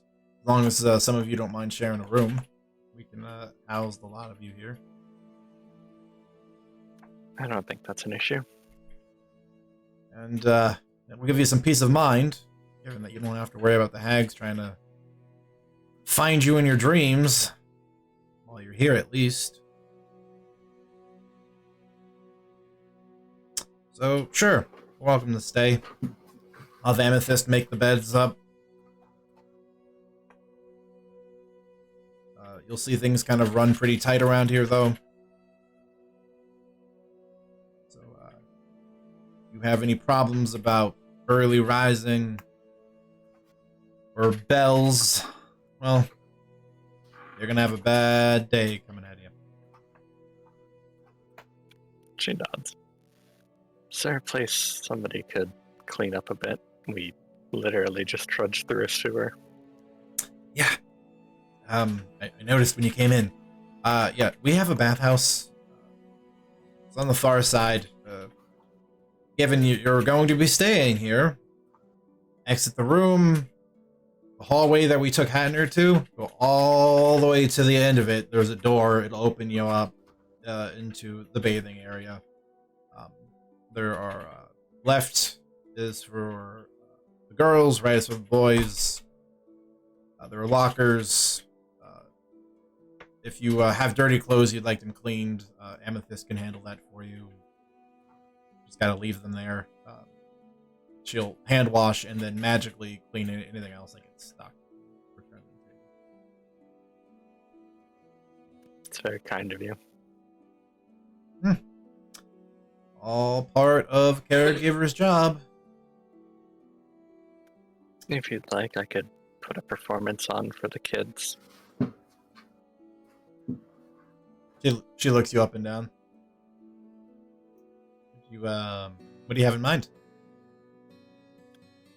Dancing, pyrotechnics. Well, if you don't set anything on fire, I don't see a problem with it. She'll nod. I'm sure the kids would like that. Especially since there's been a tiny bit of tension that's grown since we've taken in a handful of kids in the last couple of weeks, all of which have been telling boogeyman stories. So, something to get their mind off of would be nice.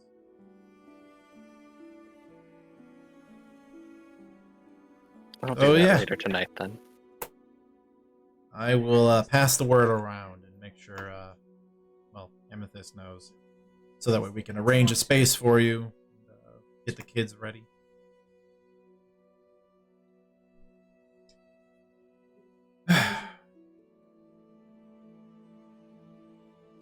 Gwen just starts eating her food. Mm-hmm. Meanwhile, cut away to Core, walking outside with a bowl of stew. He goes to see if Candace is still there. She is. She's leaning up at the building. She's leaning up against the building adjacent to the orphanage. Just the hood tucked up, arms crossed over her chest. All you do is see this hooded figure with like just the misty breath exhaling every once in a while. Because it's chilly out. Hey. Everything's good? They're gonna put him to bed. The twins, they made some stew. And I figured that you probably want something to eat. If anything, to take your mind off the smell and also the fact that it is pretty frigid out here. Hmm. No, you could say that again. Pretty frigid out here. I hate you, you know that? And she takes the bowl out of your hands. Yeah, well, you're my favorite pain in the ass. Mm-hmm. Thanks for the Listen, stew. I told you I'd give it some thought. Mm-hmm. You did. Right now, considering who I'm working with, I don't think it's a good idea to join back up. That little bit of news you gave me is a pretty important thing, and I need to depend upon these people right now to do that, but I also need to depend upon you. And I don't think I can do that if it looks like I'm picking a side. Well, you know what I've always said, and will continue to say. The family's not going anywhere. I need to ask something, though. Mm-hmm. How important is this to you? Which, there are a lot of things going on right now, Cor. This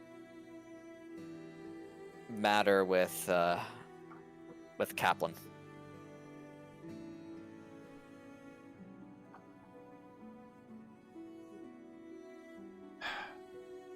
Best way to put it is, everything surrounding it for me has settled. Except for you.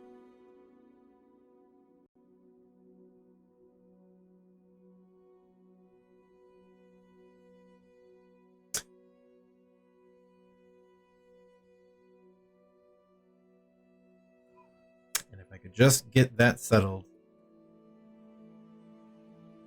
that burden could be off my shoulders.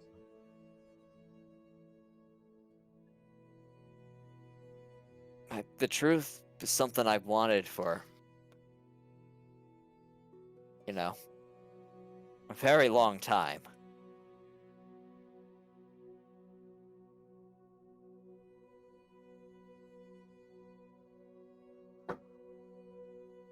A lot of things. But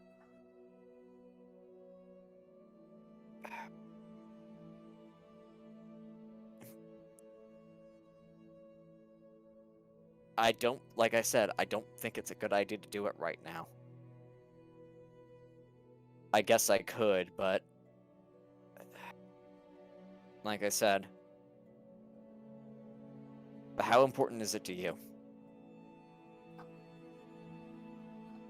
Is this gonna help me? Or is this just gonna become another tangled thing of something I'm gonna have to eventually deal with?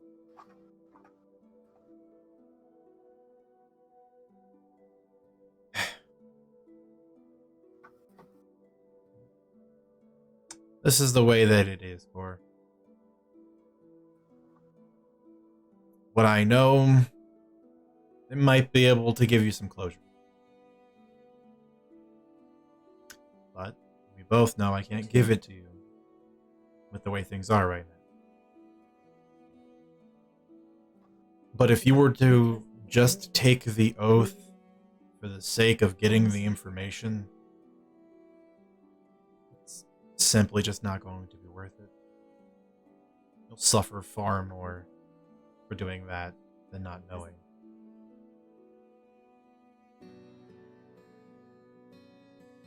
You end up taking the oath because you actually want to become part of the family, then you can find out. I don't know, maybe in some sort of idyllic world that fixes more of your problems. We don't. You don't know that either. No one does.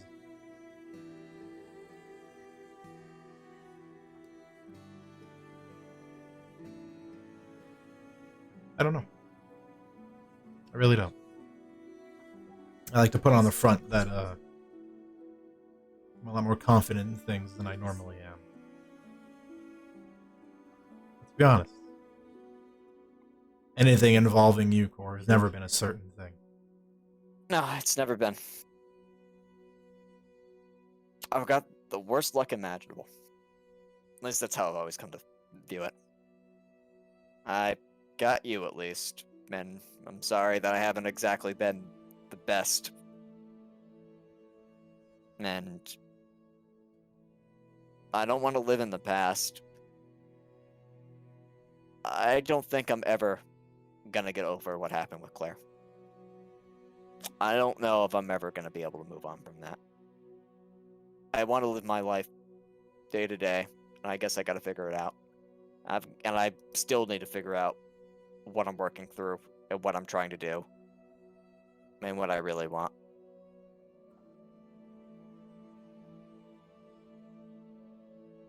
You just need to find your purpose, Core. You cut out completely for me. My ping just spiked so hard. You just need to find your purpose, Core. That's it. Doesn't need to be any grander plan. You don't have to be perfect with what's happened or even okay with what's happened. You just need a direction. You need to know where you're going. It's the reason why I push this so much. Because when I was young and I didn't know what I was doing or what was happening in my life, well, I got given direction.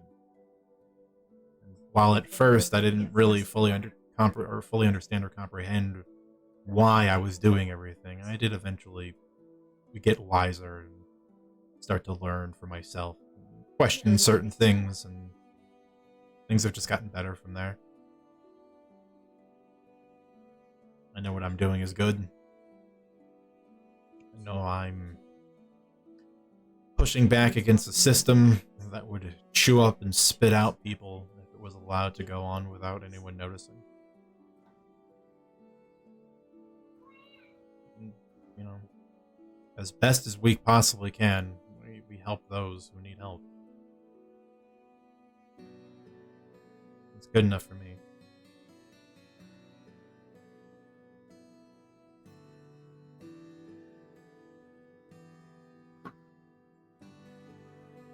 Whatever you get yourself into,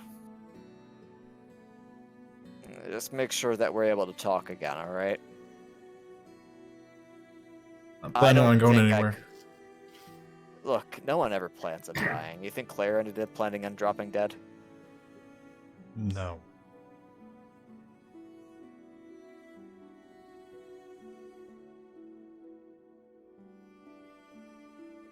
But she did walk into a situation without enough friends behind her.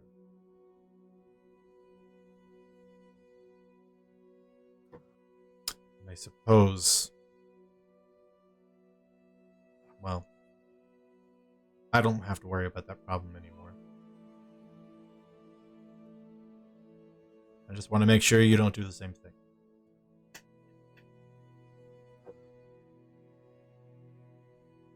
I got people with me. I still don't think that this is going to end well for me. But that's the pessimist. There's people depending on me. I'm gonna stick with them. I'm gonna do this stuff. I'm gonna get out of these clothes, put a new change on, clean the muck off me, and eat something. And then I'm gonna get right back to it. Those things are still following us, and they definitely know what you look like. So, just please. I don't think I could stand losing you. Yeah, I know.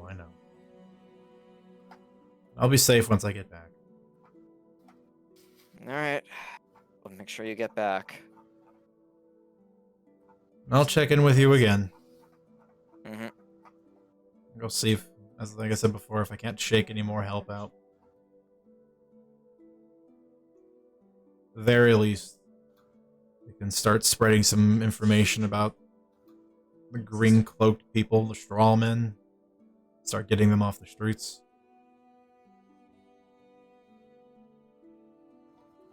There's a lot Reduce more their than I thought influence there that were. way. Well, yeah, you keep saying it's much bigger than we think it is.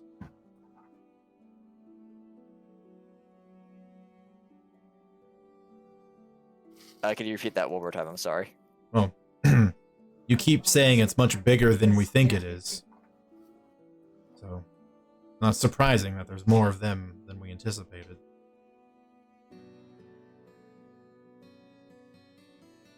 Alright. Anyway. I'm gonna go.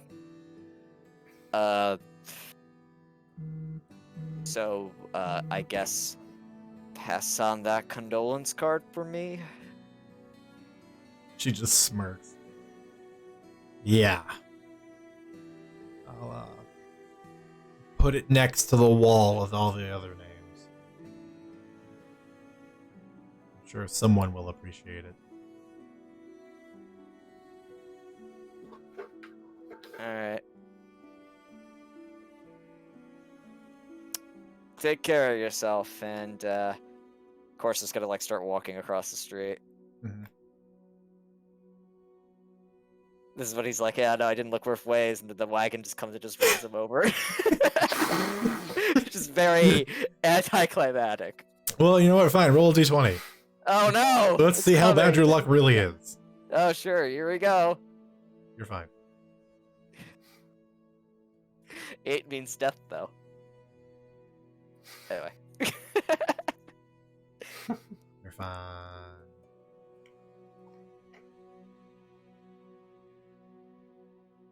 I don't know if anybody else has anything they want to do. Mm-hmm. Eventually you'll return. There is food. There are hot drinks.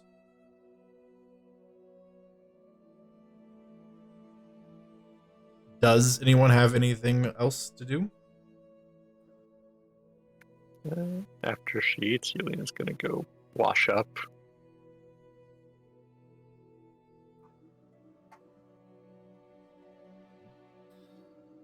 There is hot running water.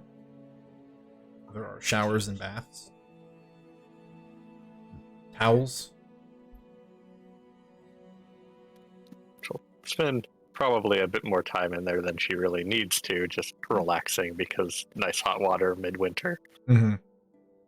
Scented soap as well. Mostly lavender. And they've been at this for like 2 days and she hasn't had a proper like bath, so Mm-hmm. Mm-hmm. Mm-hmm. Eventually she'll come back out wearing her performance attire and just kind of waiting for the adjutants to tell her that they've gathered kids or whatever that are interested. Mm-hmm.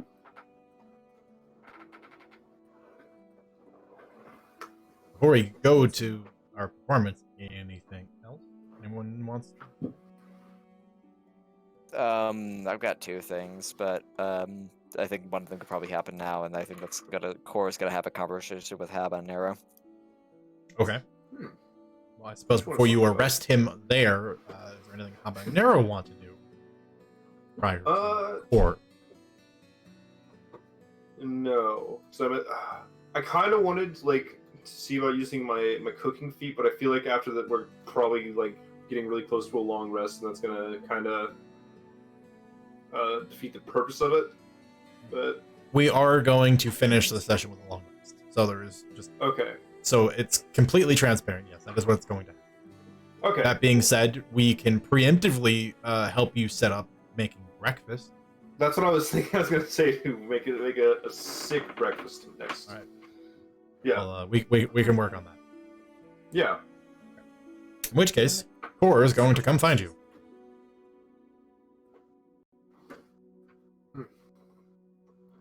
Oh, Let's, hello.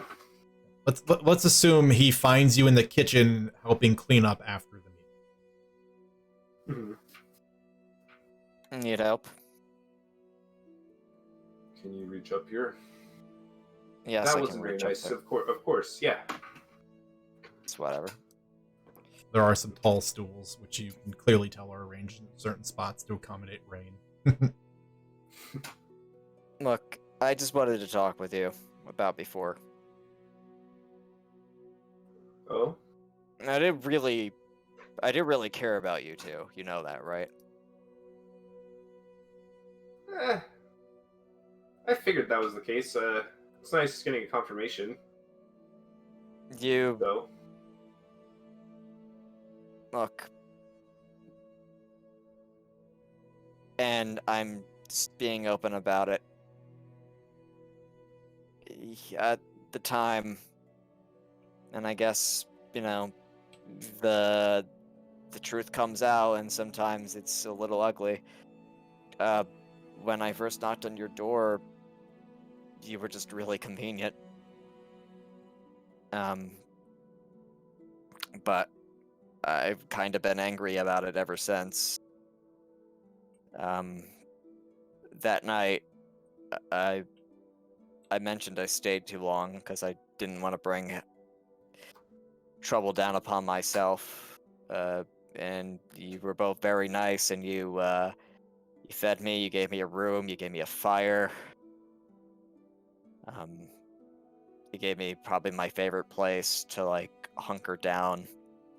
And honestly, that house is one of the few places I think I've ever felt safe. But there was some like that person I mentioned. I don't talk about it because I don't like talking about it. They and a bunch of other people I knew, they died. The first night that we really met. Oh. The day after. That's why, the next day I came to you and I looked like Shit. I look, yeah.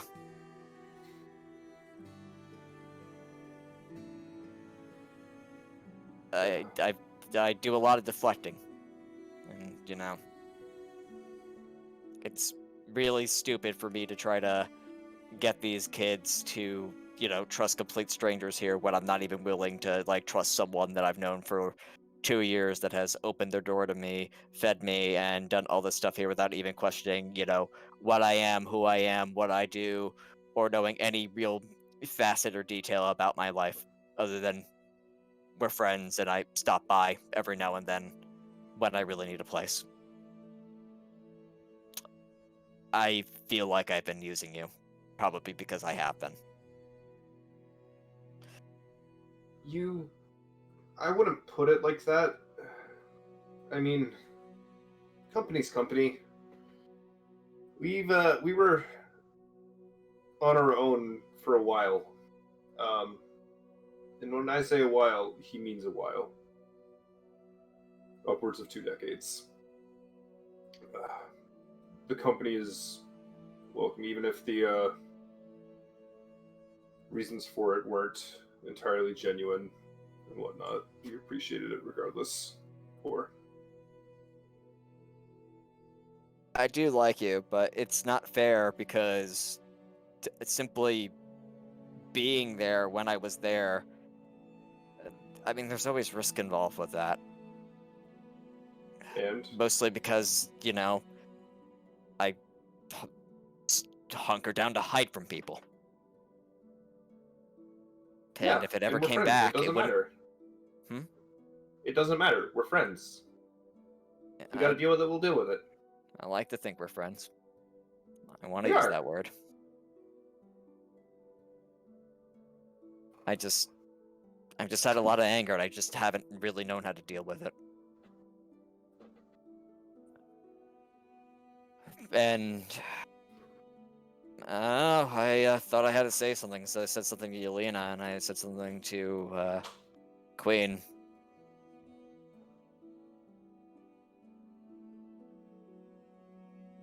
So I thought, okay, you're part of this, so one jab at me, I should probably talk to you. You haven't upset us.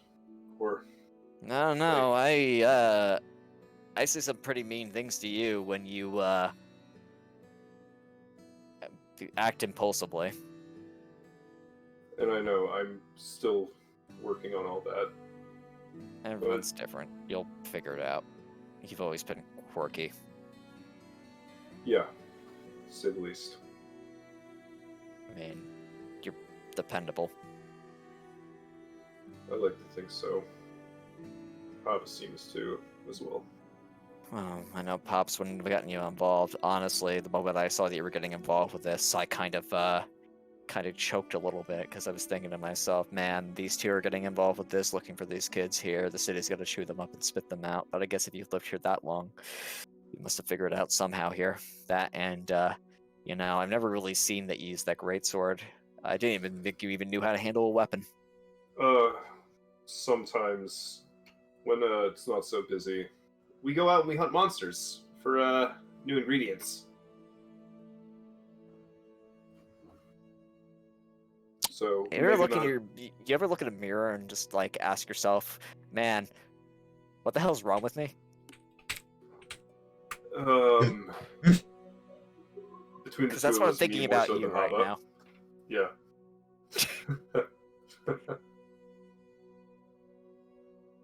You didn't throw like No. Eye of Newt in here, did you? No, just some spices that Hava picked up. He always keeps them on hand. Ground And, basilisk. Oh, I get it. Absolutely delicious. Ghost peppers. Is that like a monster? No, they're grown in another. Yeah, sure. Okay. You know what? Sorry if you hear baby in the background, by the way. You know what I think would be really good? What's that? That sounds really spicy. How do you handle your spice, by the way, Core? I don't think I've ever actually. How do I handle it? In someone else's eyes. Give me a Do little you few of want those. some extra? Yeah. Hand you some ghost peppers. I got an idea. Yeah. She's not gonna know what hit her. Wait. Are you gonna throw that in the hag's eyes? Wait. I got an idea. An idea. I'm just waiting for Core to throw it in one of their eyes. It's a stupid idea, but it's a good idea. I not gotta gonna make a make another stop down grenade, are there. you? Huh? You're not gonna make another grenade, are you? I'm gonna take this. we'll I'm see. gonna mix it with the holy water.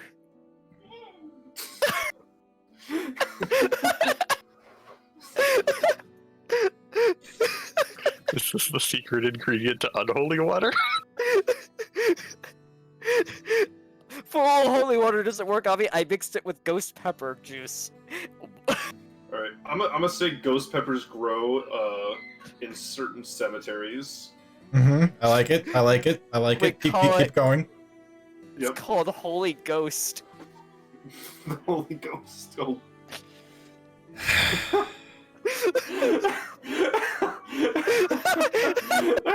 Anti-ghost pepper spray? Is that what we just did?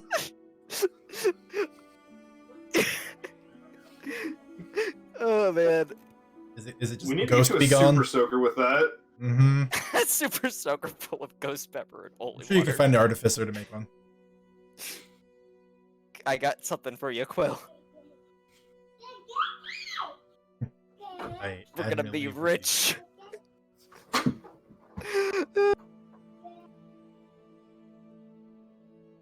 Oh boy. Okay. And that's where we'll end the set. No, I'm kidding. Okay. It's fine. The other thing can wait until next session, to be honest. Or I could even write a scene about it. Sure, if you want. I'm always open to it.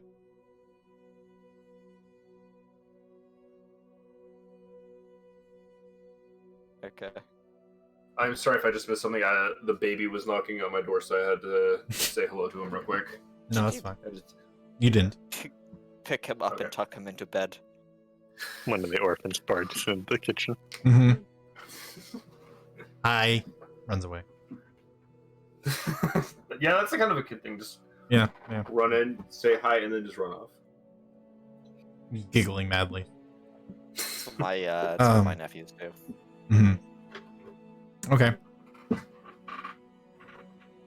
Dishes are finished. Eventually, all the kids come in from outside as the sun begins setting. You see the surprisingly orderly fashion that Rain and Amethyst managed to wrangle about 30 some odd kids. And it's very interesting to see the very drastic difference in how they handle kids, which is Rain is very no nonsense, as is obvious, and Amethyst is very sweet and sing-songy. And between the two of them, they manage to keep the attentions of all of the kids. And they separate them and send them to the rooms for the time being. A handful of them are taken to bath time, right as they sort of pass by Yelena. And then eventually, as the night gets a little bit closer, towards the end of the day, the kids will be brought together in the centermost room, which is the largest, most open room. That goes up to, like, there's no roof on the first floor. It goes up all the way to the second floor where there's just big bright glass stained windows. And they are all gathered around into a large open circle. Amethyst and Rain, and after a little bit of time, you're not entirely sure when they showed up, but 3 other adjutants are also present, as denoted by their crimson-colored cloaks. One of which, 2 of which you're actually familiar with. You've at least met casually before, which is Gallo, the brown hat wearing, gun-toting woman that you met in the alleyway during that awkward situation of hacking up a body. She's currently sitting on a high step with a obviously brown bottle that she's just taking swigs from occasionally. It's got 3 X's on it. Yep, absolutely. Sitting a couple steps down from her, but is almost still level with her just due to his size comparison, is the orc you saw reading to the kids in the library last time you were here. More notably, he now that you're sort of just seeing him in this environment where he's not directly involved or distracted, and you can just kind of get a good glance on him. Again, big orcish fellow. He doesn't wear a cloak. His is instead of vest. Clean shaven, but he's got tattoos. But what's really unusual is that from about halfway down his bicep and then all the way down to his fingertips on one arm, the skin compared to the rest of him is like 3 shades lighter. Like if he were to like, just wrap his arms in clothing and then go sunbathing for the rest of himself, that's what it looks like. It's notable. Interesting. He had an arm replacement. And the third individual, who is sitting on the highest step, the furthest away from everyone else, is an individual with white hair that is obscuring his eyes, frames a bit thin, and they're about 5'8". They are dressed pretty nicely, although a bit plainly, with a neatly kept crimson cloak that is tied and pulled together over their shoulders. And he's sitting on the top step with a book in his lap that he's currently just very quietly reading from, waiting.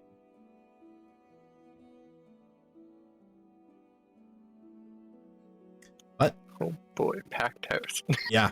Without any introductions to the new faces, eventually, once they've gotten all the kids settled down, they'll give you the floor, Yelena.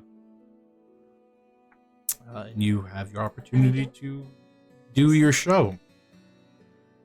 She'll kind of step out. She'll put the brazier that she got from Stars in the center with some wood and light it.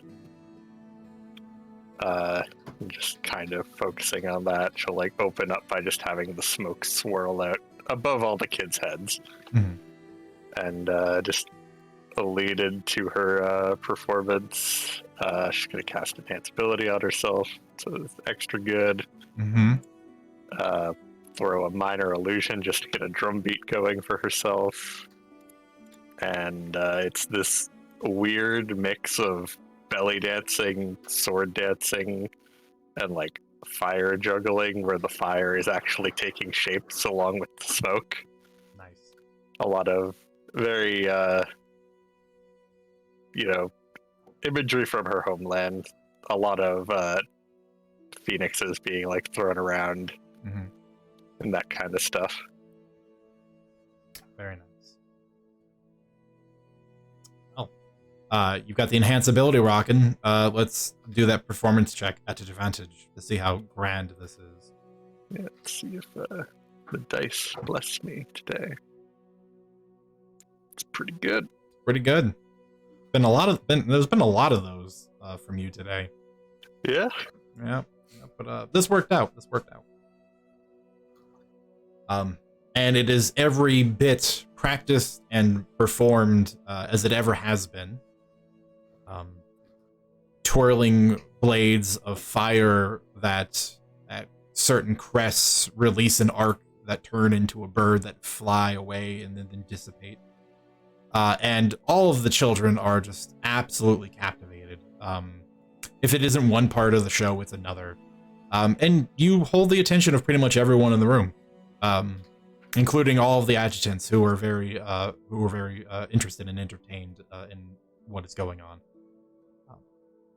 With the exception of the white-haired gentleman at the very top stair, who is watching intently but does not seem to express any particular joy or pleasure from the show, just that he is watching. It goes very well. The kids are, by the time it's finished, the kids are just very energetic, and a lot of them, once it's sort of clear, a lot of kids are very eager to run up to want to meet you and look at your outfit and ask you questions and look at your swords and look at the brazier. And well, you know how excitable kids are. They're everywhere and anywhere with a million questions a minute. She does her best to try to settle them, but it's very clear she doesn't have a lot of experience with kids. She kind of starts looking towards Amethyst and Rain oh God, please help. Yeah. They step in. Rain literally with her maul uses a space to separate between you and the kids, just making a divider. And then Amethyst will just sort of, very soothingly try to calm them down, to at least step back to give a little bit of order. And then you'll do a little AMA. Well, the kids will finally settle back down into a tighter group, all staring at you, and then they'll kind of one by one pick hands to ask questions. And a lot of them are just where'd you learn to dance? How do you move fire? Are you magic? Are you a bird? Things like that, kids. She'll answer them honestly, and once it's calmed down a little bit, it's clear she's somewhat enjoying getting to just answer these simple, innocent questions.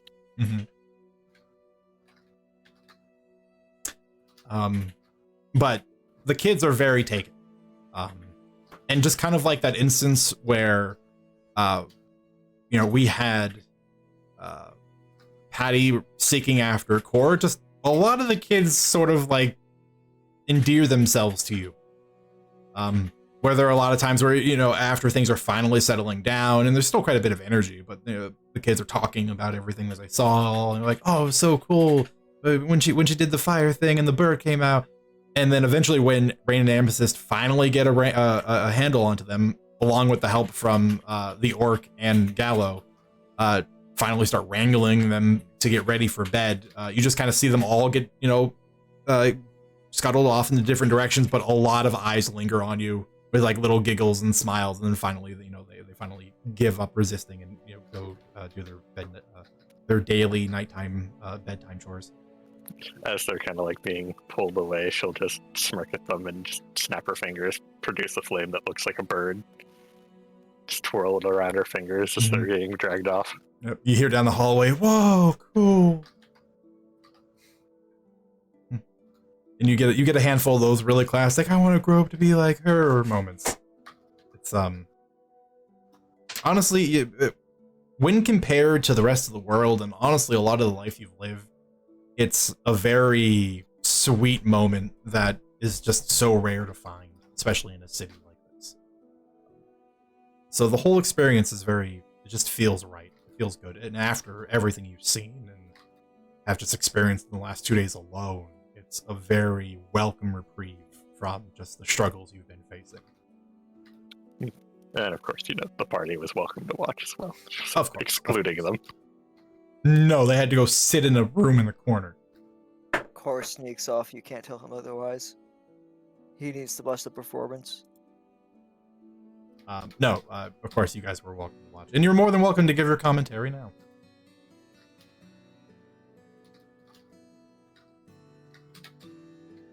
Nice. Good talk. Good talk.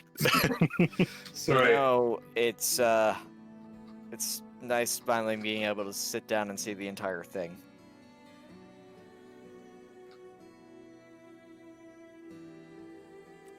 It's not my usual audience, but they seem to enjoy it all the same.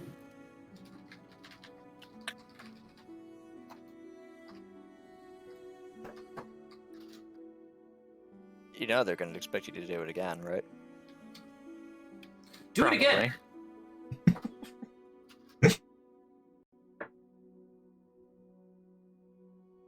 Maybe another time.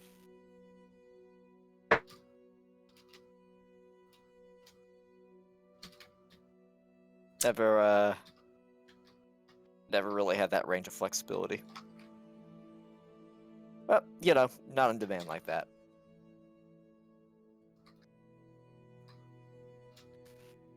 Being flexible has its advantages. Just jumping out of third-story buildings and not being hurt.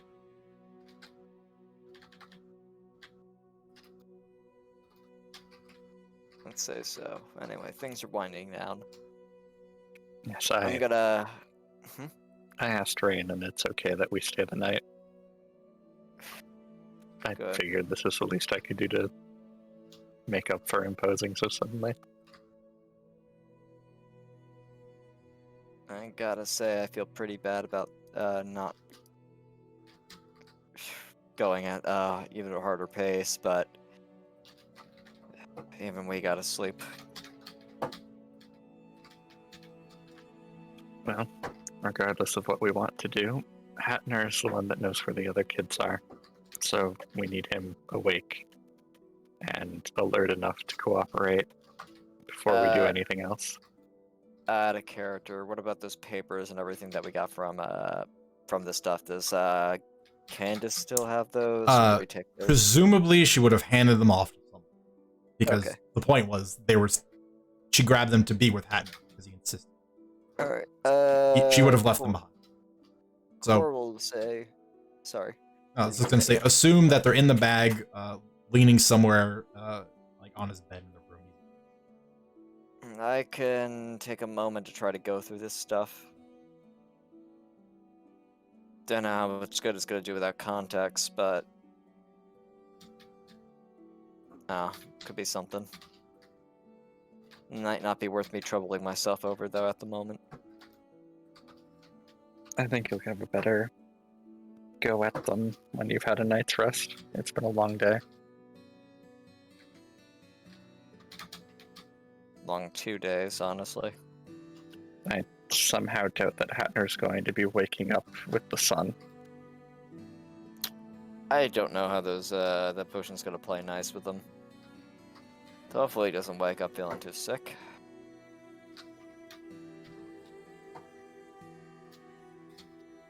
Alright, well, you make sure you get some good rest too. And I'll try not to do anything too wild, I guess.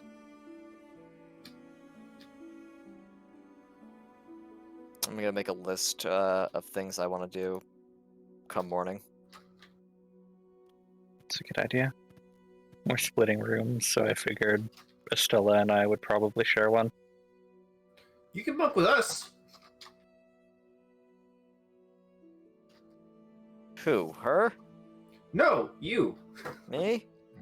Yeah. Three's a crowd, my guy.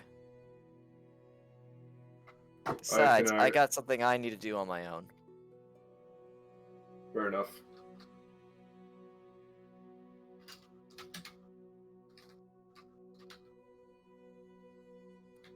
Don't do anything dangerous. Man, can you imagine if I try to do something that is like meant to like help me defeat my inner demons, and it just comes back around on me immediately? It wouldn't be the most surprising thing. No, thanks for the reinforcement. It was a joke. It was a joke. I know I'm not the best of those. Should I be promise careful. it was intended to be a joke.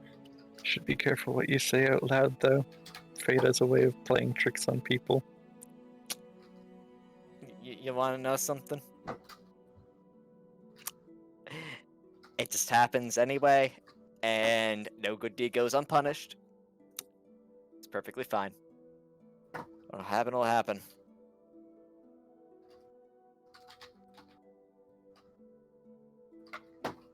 Well, we'll talk in the morning, though. Yes. Sleep well, all of you. Of course, just gonna start making his way to like a room.